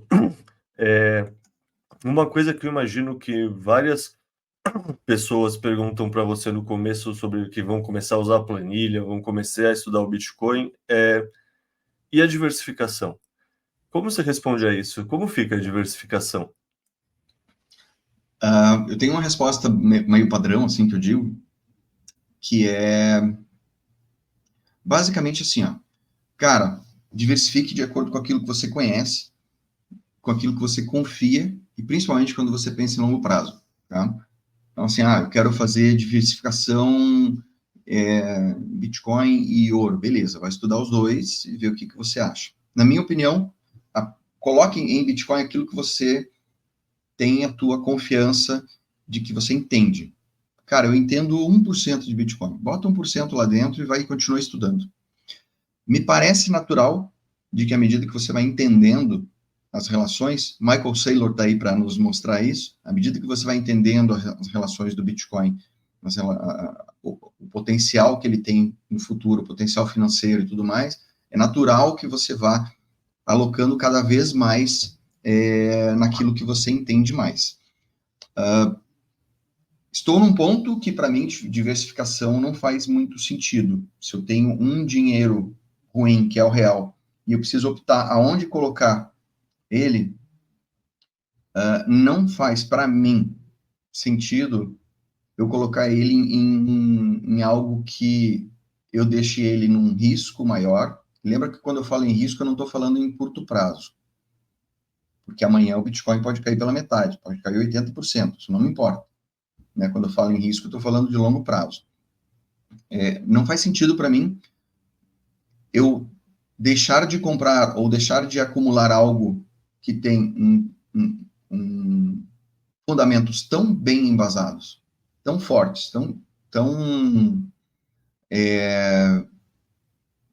que tem se mostrado no tempo, sabe? Cada vez melhor, que a probabilidade da escassez permanecer,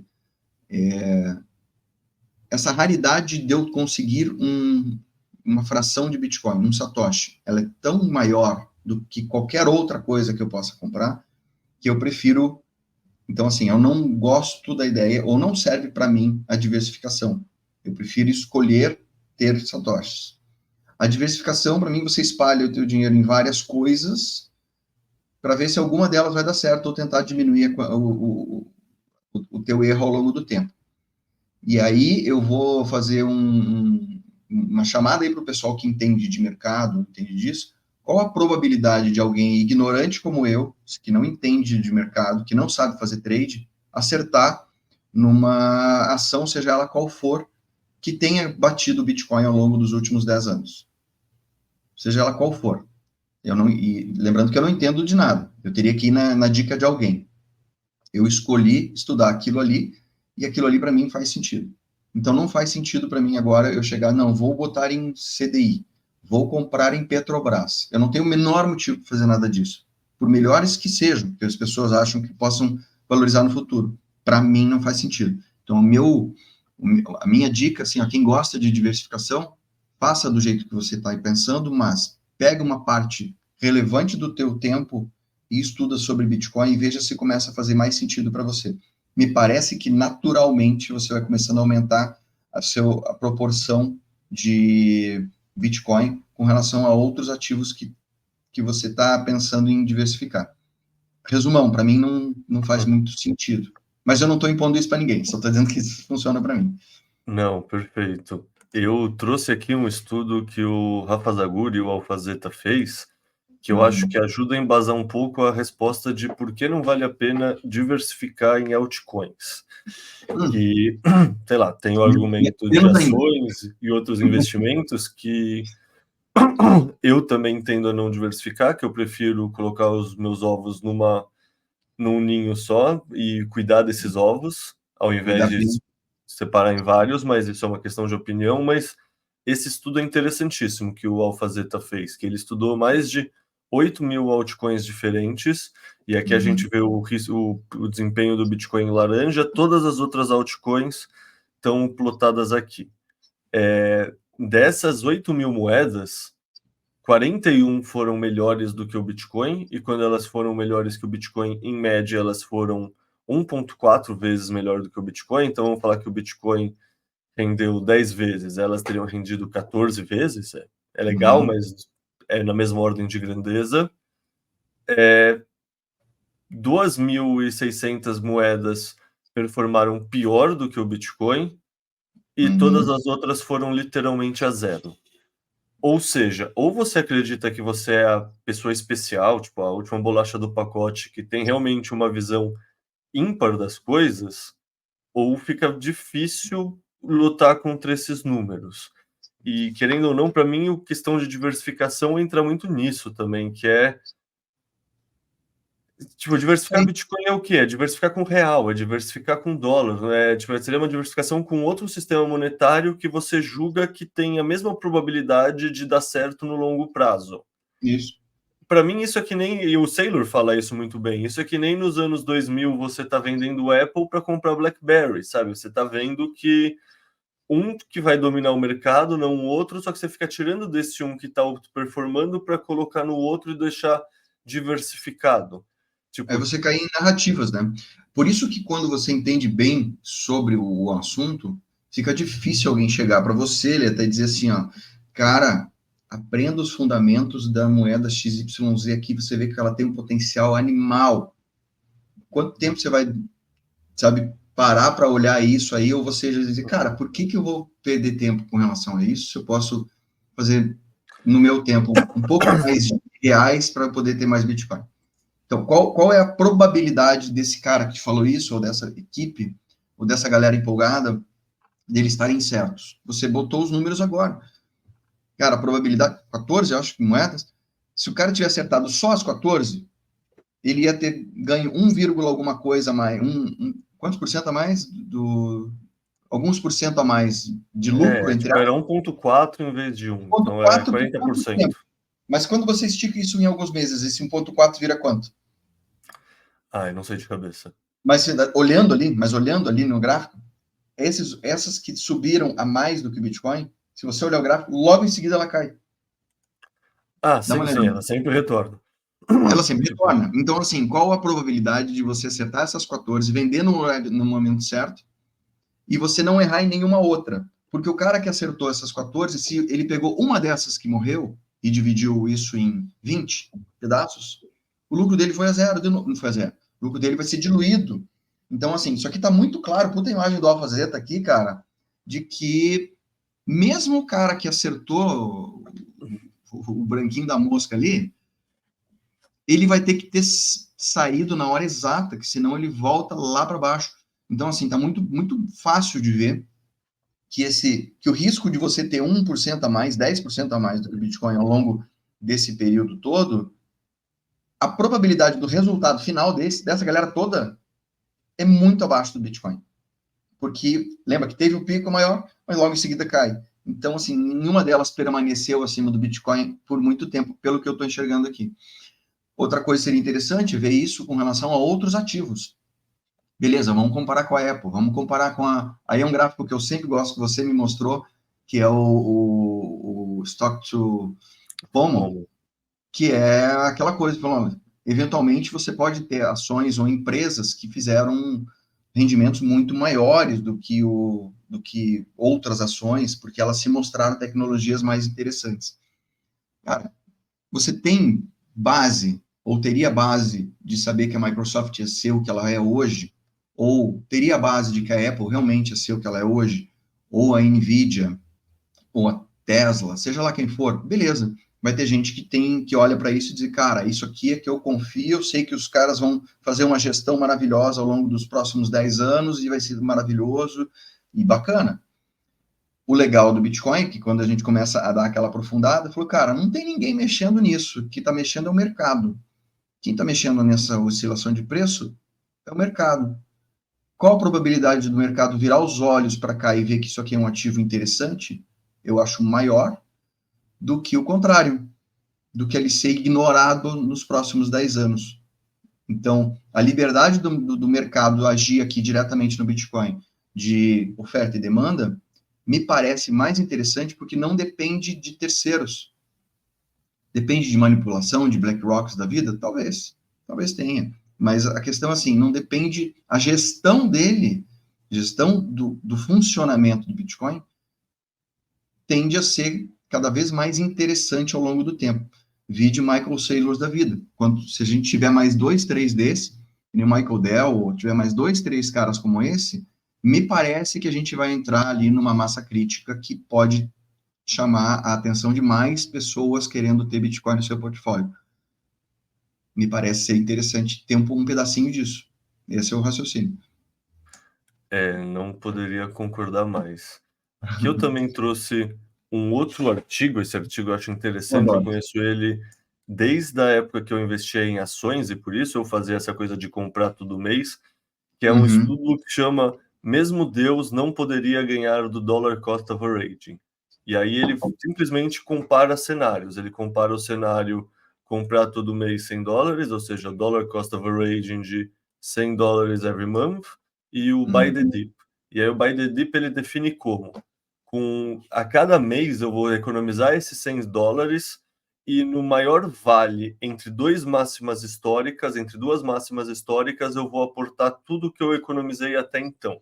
Ou seja, o maior dip entre duas máximas históricas. E aqui ele dá o exemplo, aqui tem todas as máximas históricas do S&P 500 a partir dos anos 90. E aqui seriam os pontos vermelhos, são os dips entre essas máximas. Então, por exemplo, entre 2001 aqui até 2015, sei lá, só teve um momento que foi comprado, que foi nesse dip, ou seja, esse dip aqui não é aproveitado, é aproveitado realmente o maior dip entre as duas máximas históricas. Então aqui ele mostra quanto teria sido comprado usando essa estratégia Buy the Dip, mostra que você fica um belo tempo sem aportar, até aportar na mínima histórica, E aqui ele mostra como teria sido o rendimento da estratégia Buy the Dip versus a estratégia DCA. E aí você vê que até tem uma diferença no total que você vai ganhar. A questão é o quanto você vai realmente ser capaz de acertar cada mínima histórica e o quanto isso tem de um custo psicológico a mais de você ter que ficar procurando, ter que ficar atento, ter que ficar indeciso. A gente sabe que no mercado o principal inimigo do ser humano é o próprio ser humano e o seu sistema límbico, as suas emoções. Então pensa no custo psicológico que tem a estratégia de você acertar realmente toda a mínima histórica versus você simplesmente acertar o DCA, que é você comprar uma vez por mês, comprar uma vez por semana e manter a tranquilidade. E aí ele faz uma discussão que o momento que você começar a investir influencia. Porque aqui a gente começou no momento, teve uma base assim, mas sabe, se tem um momento que está no dip, só, sabe, dependendo da estrutura do mercado, você vai comprar mais ou menos. Mas, em média, e aqui ele mostra que, tipo, ó, em períodos de 40 anos, tem momentos que o buy the dip performa melhor e tem momentos que o buy the dip performa pior. Esse, o melhor é 20% pior, o melhor e o pior é 10% pior, com esse custo psicológico inteiro a mais que a gente está falando, versus só fazer o DCA e ter uma performance constante e muito boa também. Se o ativo que você está escolhendo fazer o DCA realmente tem fundamentos e a adoção desse ativo representa a adoção de uma tecnologia com efeito de rede, que é o caso do Bitcoin. Aqui, por exemplo, um outro exemplo de mercado onde o DCA até ganhou do Buy the Dip, porque ele comprou mais no começo, porque não tinha nenhum dip no começo. E aí pega juros compostos, etc. Então, assim, esse é um artigo que eu conheço antes de vir para o Bitcoin. E aí é claro que eu vou usar o DCA, é óbvio que eu, ou o BCA, se você preferir, é óbvio que eu vou comprar Bitcoin todo mês. Eu já fazia isso no mercado de ações e tem um grande embasamento por trás que justifica o porquê esse racional faz sentido. E aí, só para concluir esse raciocínio, eu trouxe também um artigo que eu tinha escrito na época do Explica Bitcoin, que chama Separando o Joio do Trigo, saiu até na Bitcoin Magazine, também em inglês, mas eu queria mostrar essa imagem em específico, que é, existe o sinal, só que todo sinal tem um ruído. E o sinal, no caso do Bitcoin, na minha visão, é o que? É saber que no longo prazo vai ter uma adoção. Isso é o preço se ele fosse linear e reto e estável. Isso é uma situação hipotética. Daí é o que eu coloquei, entre aspas, o cavalo esférico, no sentido, todo problema de física que você vai fazer, você tem um cavalo esférico. Ele não tem forma, ele não tem resistência do ar, ele não tem atrito. É só uma maneira simples de mostrar algo. O ruído são todas as interferências que qualquer modelo tem, são as inexatidões, a nossa capacidade limitada de coletar informação. No preço do Bitcoin, o ruído é a volatilidade do curto prazo. Tipo, essa volatilidade do curto prazo que as pessoas vivem no dia a dia, isso é um ruído que mascara o que realmente está acontecendo com o sinal, porque na vida real você vê a interação entre as duas, né, entre o sinal e o ruído. E, querendo ou não, qual é a diferença de focar no ruído e não no sinal, na minha opinião? E aqui entra de novo para uma outra imagem. É o que tipo de jogo a gente está jogando. O curto prazo, para mim, é um jogo de soma zero. Ou seja, para um ganhar, o outro perde. São hedge funds, traders, pessoas físicas, iniciantes. Tem muita gente muito competente brigando por um bolo finito, assim, vamos falar assim. É um jogo de soma zero. Para eu ganhar, você perde. Para o crocodilo comer, a zebra deixa de existir, basicamente. O longo prazo, que é essa curva de adoção da tecnologia, que é o tempo de maturação da tese, é o oposto. É que é uma criança com os cachorros. É uma interação que é mutualística. É um jogo de soma não zero. Você amadurece junto com a tese e isso faz bem para todo mundo que está comprado nela. É um modelo mental que eu sempre usei na vida, assim, para entender por que não vale a pena entrar no trade, que é esse jogo de soma zero, e por que vale a pena o longo prazo. O longo prazo a gente tem uma simetria de informação, porque a gente consegue ter uma preferência temporal mais baixa do que o pessoal do mercado. A gente consegue Perfeito. entender onde isso vai estar daqui a 5, 10, 20 anos e consegue se posicionando um pouquinho todo mês, ao invés de ficar tentando só surfar essa volatilidade e extrair lucro daí, que é algo para day trader, mas também é algo extremamente cansativo, extremamente sofisticado, e também vale a pena citar que os estudos geralmente mostram que não vale a pena. Tipo, o pessoal perde muito mais do que ganha, porque é isso, a gente é muito emocional, a gente não tem uma velocidade de banda tão boa para competir com algoritmos de coisa sofisticada, de alta frequência, e tem um departamento inteiro de quant, que é gente formada na Poli, no ITA, só fazendo coisa para ter vantagem no trade. A gente, pessoa física, não tem nada disso. Então, quando eu digo que a melhor estratégia é justamente a estratégia do DCA ou do BCA, é levando tudo isso em conta. É levando em conta o que é possível, o que é plausível com os nossos recursos, levando em conta também esses estudos do Alfazeta, por exemplo, que como diversificar no mundo cripto não vale a pena necessariamente, e também levando em conta como, querendo ou não, é ruído, não é sinal, assim, é um negócio que o longo prazo depende muito pouco de todo o resto, porque é só essa tese amadurecer. Demanda muito tempo de assim, ó, o pessoal, eles acham que competir, não entra no cálculo mental daquela coisa, aquilo que tu falou, o nosso sistema de recompensa, o cara ganha um pouquinho, ele já se sente super feliz e acha que, e não leva em consideração que, cara, num prazo não tão longo assim, 99,4% das pessoas vão perder dinheiro e 0,6% vão estar felizes, que vão tirar em cima dos outros. E eu não lembro se eu cheguei a comentar com você ontem. Eu sou profissional liberal. A minha relação com o dinheiro, ela tem a ver com eu prestar um serviço, eu resolver um problema teu e eu ser recompensado financeiramente por isso. Isso, para mim, é a forma na qual eu me sinto muito confortável e julgo como justa a troca voluntária entre um trabalho, um serviço, um produto e aquilo que você acha que vale. O mercado faz isso. O jogo de soma zero que você fala, para mim, que eu também quis começar a fazer e não funcionou para mim, que é o trade, é exatamente o que você falou. Para eu ficar feliz e receber um rendimento ou uma grana, alguém do outro lado tá ferrado. Cara, isso não difere muito sabe, de você pegar o dinheiro de alguém. Para muitas pessoas isso não é problema nenhum. Para mim é. Eu não me sinto satisfeito em fazer isso, e quando eu tô do lado que perde, eu fico puto. Então, assim, esse jogo de você ficar ou depender, que é uma profissão, né? Trader é uma profissão, e você depender de que para você ser um profissional de sucesso, você tem que potencialmente ter arrasado a vida de muitos, não serve para mim.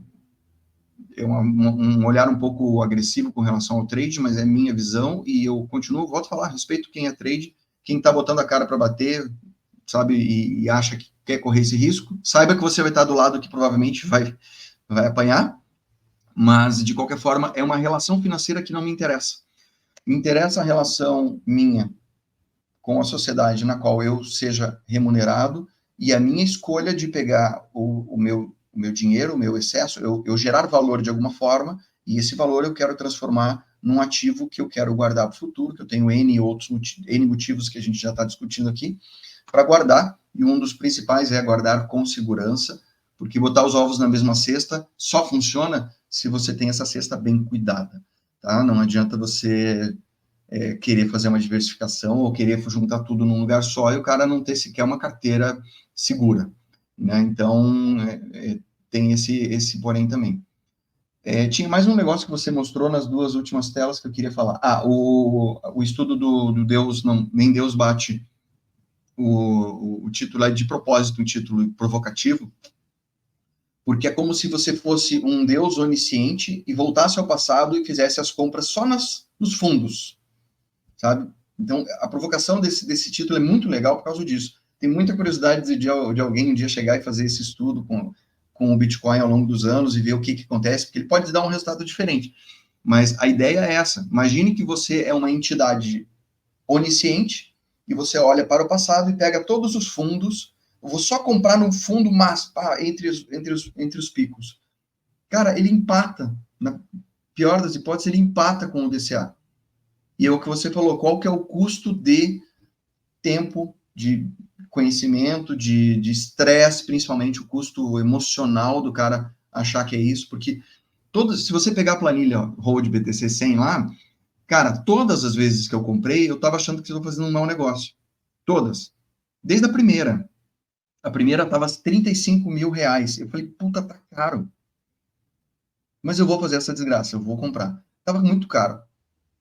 Aí, em seguida, ficou mais caro ainda. O outro mês foi mais doído ainda. Falei, cara, que merda, tô comprando caro de novo. Aí, daqui no mês seguinte, caiu.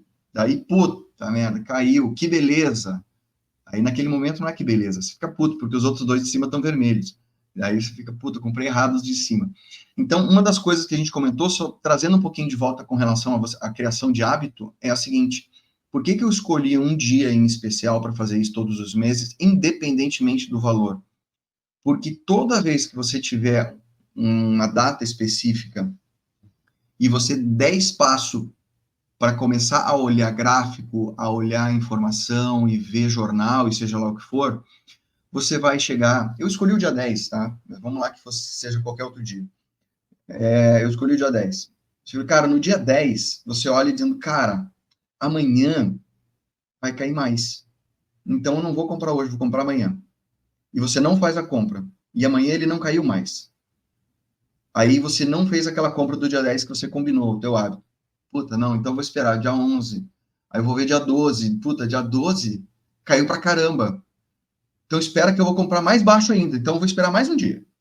O resultado disso são as pessoas que se propõem a fazer um negócio e não fazem. Então por isso você estabelecer um dia e não furar, fazer obrigatoriamente criar esse alvo e você esquecer no mesmo dia, comprei e azar, não vou ficar olhando mais gráfico, se for o caso, o resto do mês, vai te dar mais saúde emocional. Eu vou comprar todo dia 15 ou todo dia 5, seja lá que dia que você queira comprar, tá? Você escolhe lá um dia e mantenha esse dia sem furar, porque se você começar a olhar para trás, você vai começar a ter arrependimentos bobos, você vai começar a ficar doente emocionalmente, achando que tinha que ter comprado no dia 9 ao invés do dia 10. Nesse mês tinha que ter sido dia 11, no outro mês. Cara, o que você tem que olhar é o teu saldinho de satoshis crescendo. Ponto final. Basicamente, eu acho que eu vejo que é uma forma mais saudável de você lidar com a vida. E vai criar dinheiro, vai fazer riqueza, vai trabalhar no que quer que você for fazer da tua vida para transformar o teu trabalho sabe, vai trocar energia financeira com alguém, e aí sim você vai escolher aquilo que você quer transformar em satoshis ao longo do tempo. Para realizar pagamentos via Pix com Bitcoin ou USDT, você deve clicar no ícone central no menu inferior, clicar em Reais, digitar o valor que você deseja transferir e clicar em Enviar. Agora, digite ou colhe a chave Pix do destinatário, selecione a conta e digite o seu BIPA-PIN. Por fim, escolha o método de pagamento clicando em Reais. Agora você pode escolher entre usar Bitcoin, USDT ou Reais. E para finalizar, arraste o botão branco para confirmar a transação.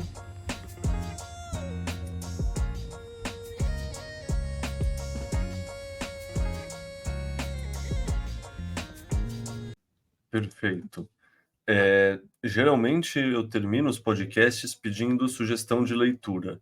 Eu vou fazer isso com você, mas com você em especial eu vou ter que fazer um gancho a mais sobre leitura, que é sobre a Revolta de Atlas, que é um livro fantástico que eu li por indicação / muita insistência sua, assim, uma pressão do grupo, como meus pais me alertavam que acontecia em certos lugares. Por que todo bitcoinheiro deveria ler esse livro? Cara, a Revolta de Atlas foi um livro que me mudou muito a forma de pensar, e eu fico espantadíssimo que eu conheci esse livro aos 50 e poucos anos de idade da minha vida, Por que a gente não viu, eu nunca tinha ouvido falar dele antes, mas nem ouvido falar, pra você ter ideia. E para mim é um dos livros mais importantes, assim, para você ter uma noção de como que as coisas funcionam, funcionariam num mundo distópico que fosse mais, as coisas fossem mais preto no branco. Mas é um livro que foi escrito em 1940, 50, se não me engano, no pós-guerra. É um livro que mostra abertamente aquilo que a sociedade faz com a gente, com o indivíduo, quando o foco não está no indivíduo, quando o foco está no coletivo, tá? Eu acho que todo bitcoinheiro deveria ler Revolta de Atlas, porque ele é uma forma de você passar a entender um pouco melhor as relações humanas, valorizar mais o empreendedorismo, valorizar os outliers, aquelas pessoas que são diferenciadas e estão trazendo informações ou estão criando coisas diferentes. E para mim, o bitcoinheiro tem que ler a Revolta de Atlas, porque existe um link gigantesco entre um dos personagens, uma das personagens, que é o John Galt, com aquilo que a gente viu que o Satoshi Nakamoto fez com o Bitcoin. Existe uma relação muito, muito próxima entre uma coisa e outra. Então, para mim, ler a Revolta de Atlas é meio que ler uma parte da biografia do Satoshi. É mais ou menos isso. Então, seria muito interessante que as pessoas lessem a Revolta de Atlas, pelo menos por isso. No mínimo por isso. Tá?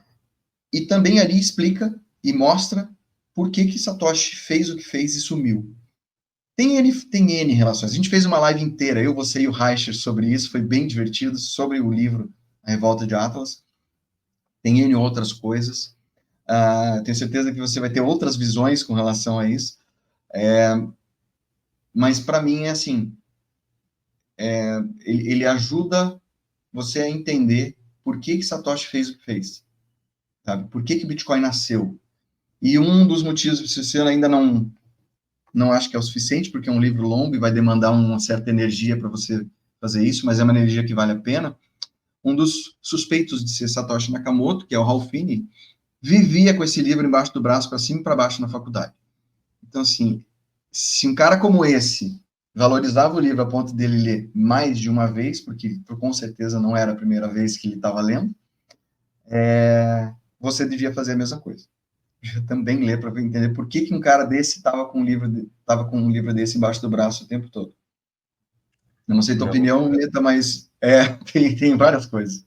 Não, perfeito, cara. Para mim, é um livro de 1.200 páginas que quando eu estava na página 300 eu já estava triste que ele estava acabando, assim, aqueles livros que, sei lá, para ter um intervalo do almoço, você esquenta uma coisa no micro-ondas rapidinho, come, lendo assim, e fica feliz que você tem 40 minutos ainda no horário do almoço que você consegue ler, assim. Tipo, eu sempre tive umas leituras mais nerds, assim, vamos falar assim, sabe? Sempre livros estilo padrão Bitcoin, Sapiens, 10% humano, sabe? Essas coisas mais conteudistas. É raríssimo para mim ler ficção, mas eu peguei a Revolta de Atlas, assim, sabe, tipo, de ler das 7 às 11 da noite, assim, tipo, sabe, aquela coisa que quando o livro te consome mesmo, tem aquela parte que é o trecho que o Reicher também narrou na abertura, que é o Discurso do Dinheiro, do Francisco d'Anconia, que é um espetáculo, assim, para mim tinha que ser leitura obrigatória no colegial, assim, para as crianças não serem presas sei lá, de todo o vitimismo, coitadismo, que, assim, uma coisa que o livro faz que é fantástico é colocar o dedo na ferida do coletivismo, mostrar como esse discurso do bem social é utilizado sempre pelas mesmas pessoas, que são as pessoas que estão em posição de poder para conseguir mais coisas. Tipo, por exemplo, a gente está no Brasil hoje em dia e a gente vê o quê? Os irmãos batistas, de novo, estão fazendo os esqueminhas, fazendo os puxadinhos, e é uma coisa que é sempre igual. É sempre igual. E supostamente esse governo era o governo que era contra isso. Mas não é, porque a história mostra que não é. Só que, enfim, para não entrar muito na política, mas é basicamente esse livro, ele consegue fazer um diagnóstico da sociedade muito preciso, e não é do governo atual, governo anterior, todos os governos, assim, é uma coisa meio de classe produtiva contra classe dominante, sei lá, reguladores, no fundo, parasitas em geral, quem agrega valor e quem não agrega valor à sociedade. Uhum. Para mim, assim, para quem for ler, coloca isso em perspectiva de que é uma ficção que foi na qual ela desenvolve a história de uma forma genial, mas ela coloca isso ela tira bastante dos ruídos para que a essência da história permaneça o mais extrema possível. Por exemplo, se passa lá em 1940, 50. Grande parte da história se baseia em materiais ou em meios de transporte, ferrovias, etc. Eu falei, mas não é assim, ou não seria assim. Cara, abstrai disso, porque o objetivo de você tirar as coisas externas e você focar em algumas coisas específicas é expor isso que o Leto falou agora. É expor a concentração de poder de um lado e como os parasitas fazem para sugar tudo que for possível de criatividade e de geração de riqueza. A gente ouve isso agora, esse tempo, não, tem que taxar os super ricos, tem que pegar esses caras aí, sugar tudo que eles têm e distribuir para o povo. Enfim, cara, a gente pode entrar em N outros fatores. Mas, cara, Revolta de Atlas, para mim, seria o livro de indicação máxima, eu acho. Existem outros livros sobre Bitcoin ou sobre assuntos relacionados a Bitcoin, mas esse eu acho um livro que precisa ser cutucado e instigado, e mais ou menos o trabalho de chato que eu fiz contigo, para dizer, cara, não deixa de ler esse livro. Se você gosta do assunto, puta, imagina que ele foi escrito tantas décadas antes do Bitcoin sequer ser cogitado, e aí a gente vai entender o que John Galt tem de relação com Satoshi. Essa é uma das coisas mais legais de você associar. Perfeito. Bom, eu costumo encerrar pedindo recomendação de 2 leituras. Vamos falar que não vale falar Revolta de Atlas, me dá 2 outras recomendações de leituras. Uma que tem a ver com Bitcoin, economia, esse ecossistema, e uma que não tem a ver com nada disso. Uma coisa que seja simplesmente uma leitura leve que você leu e gostou. Eu vou tentar não ser óbvio, vou ter que sair, e nem estou com a minha biblioteca que está lá do outro lado, vou tentar não ser óbvio, porque provavelmente a galera já deve ter falado de Padrão Bitcoin, o livro do Fernando Urrich. Para mim, assim, menção honrosa o livro do Fernando Urrich, porque eu conheci Bitcoin através dele. Então, Dinheiro Digital, alguma coisa assim, é o livro dele. Então, esse seria uma leitura específica. Tem um livro que para quem gosta, quem é meio nerd como eu, gosta de quadrinho, tem um livro que, eu posso estar enganado, mas se não me engano, se chama A Busca de Satoshi, ou A Caça a Satoshi Nakamoto, uma coisa assim.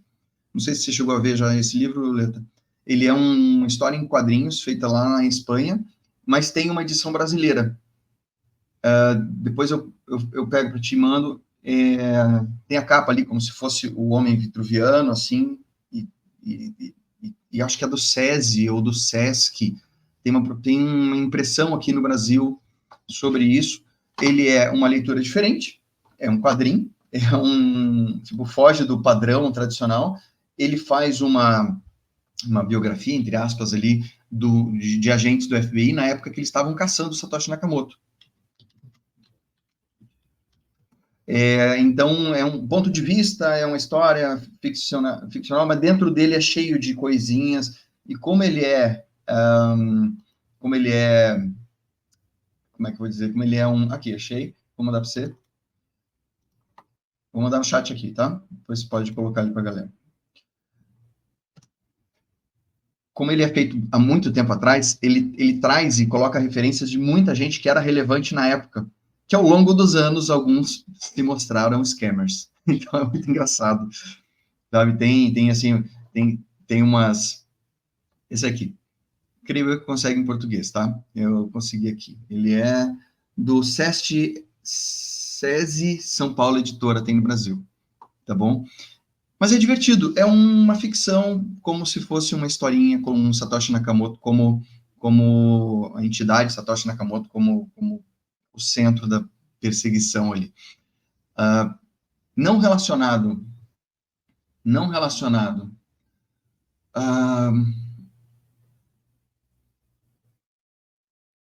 Eu vou tentar não ser óbvio aqui, mas é porque eu sou muito fã.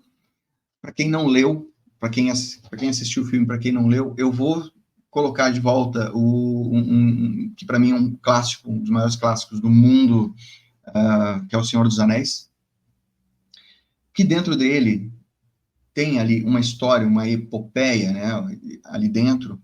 E dentre as coisas assim que dá para você tirar muita coisa de lá em termos de vida, de sacrifício, de você ter um objetivo, de você ter que cumprir algo mesmo sabendo que vai exigir um sacrifício e tudo mais. E tem vários pontos que a gente pode trazer como coisinhas que a gente pode trazer sobre a nossa relação com a sociedade e com relação ao próprio Bitcoin, a você aprender a pensar em longo prazo, a ter um plano e uma estratégia que, por mais complexa e difícil que seja, que você tem que cumprir e tudo mais. E eu acho que lá dentro tem muitas coisas, mas é um livro que me marcou a minha vida, é um livro que o livro, tá? O livro, tá? Apesar de eu gostar muito dos filmes, mas o livro que eu estou falando, lá dentro tem muita coisa importante, muita coisa interessante. Porque eu tenho aqui uma tatu sobre o Senhor dos Anéis aqui, no momento exatamente em que eu uso na minha vida, que é você também ter paciência e tentar não julgar os outros, porque a bolha Bitcoin ela é meio agressiva às vezes, e eu acho que uma forma de você tentar não entrar na mesma vibe e virar um Bitcoiner bullying, chato, sabe? Procura se colocar no lugar do outro e não julgar as outras pessoas e deixa que cada um vá seguir seu próprio caminho e que cada um vá comprar o Bitcoin no preço que merece, mas isso não cabe a você mudar a opinião do outro. Então, tudo que eu posso falar aqui tem a ver com a minha experiência de vida e o que eu acho, entende? E não aquilo que eu quero que você saiba ou que eu quero que você mude na tua cabeça. Então, acho que O Senhor dos Anéis é um livro que ele fala muito sobre isso, sobre humildade. E aquela coisa dos pequenos fazendo o tempo todo, aos pouquinhos, tem um poder de resolver problemas ou de chegar num objetivo, às vezes com mais facilidade do que os que são os mais fortes, mais robustos, o que tem a espada maior, o que tem, sabe, a maior poder, etc. Muitas vezes o cara que faz sem poder nenhum, devagarinho, aos pouquinhos, acaba tendo um resultado mais legal.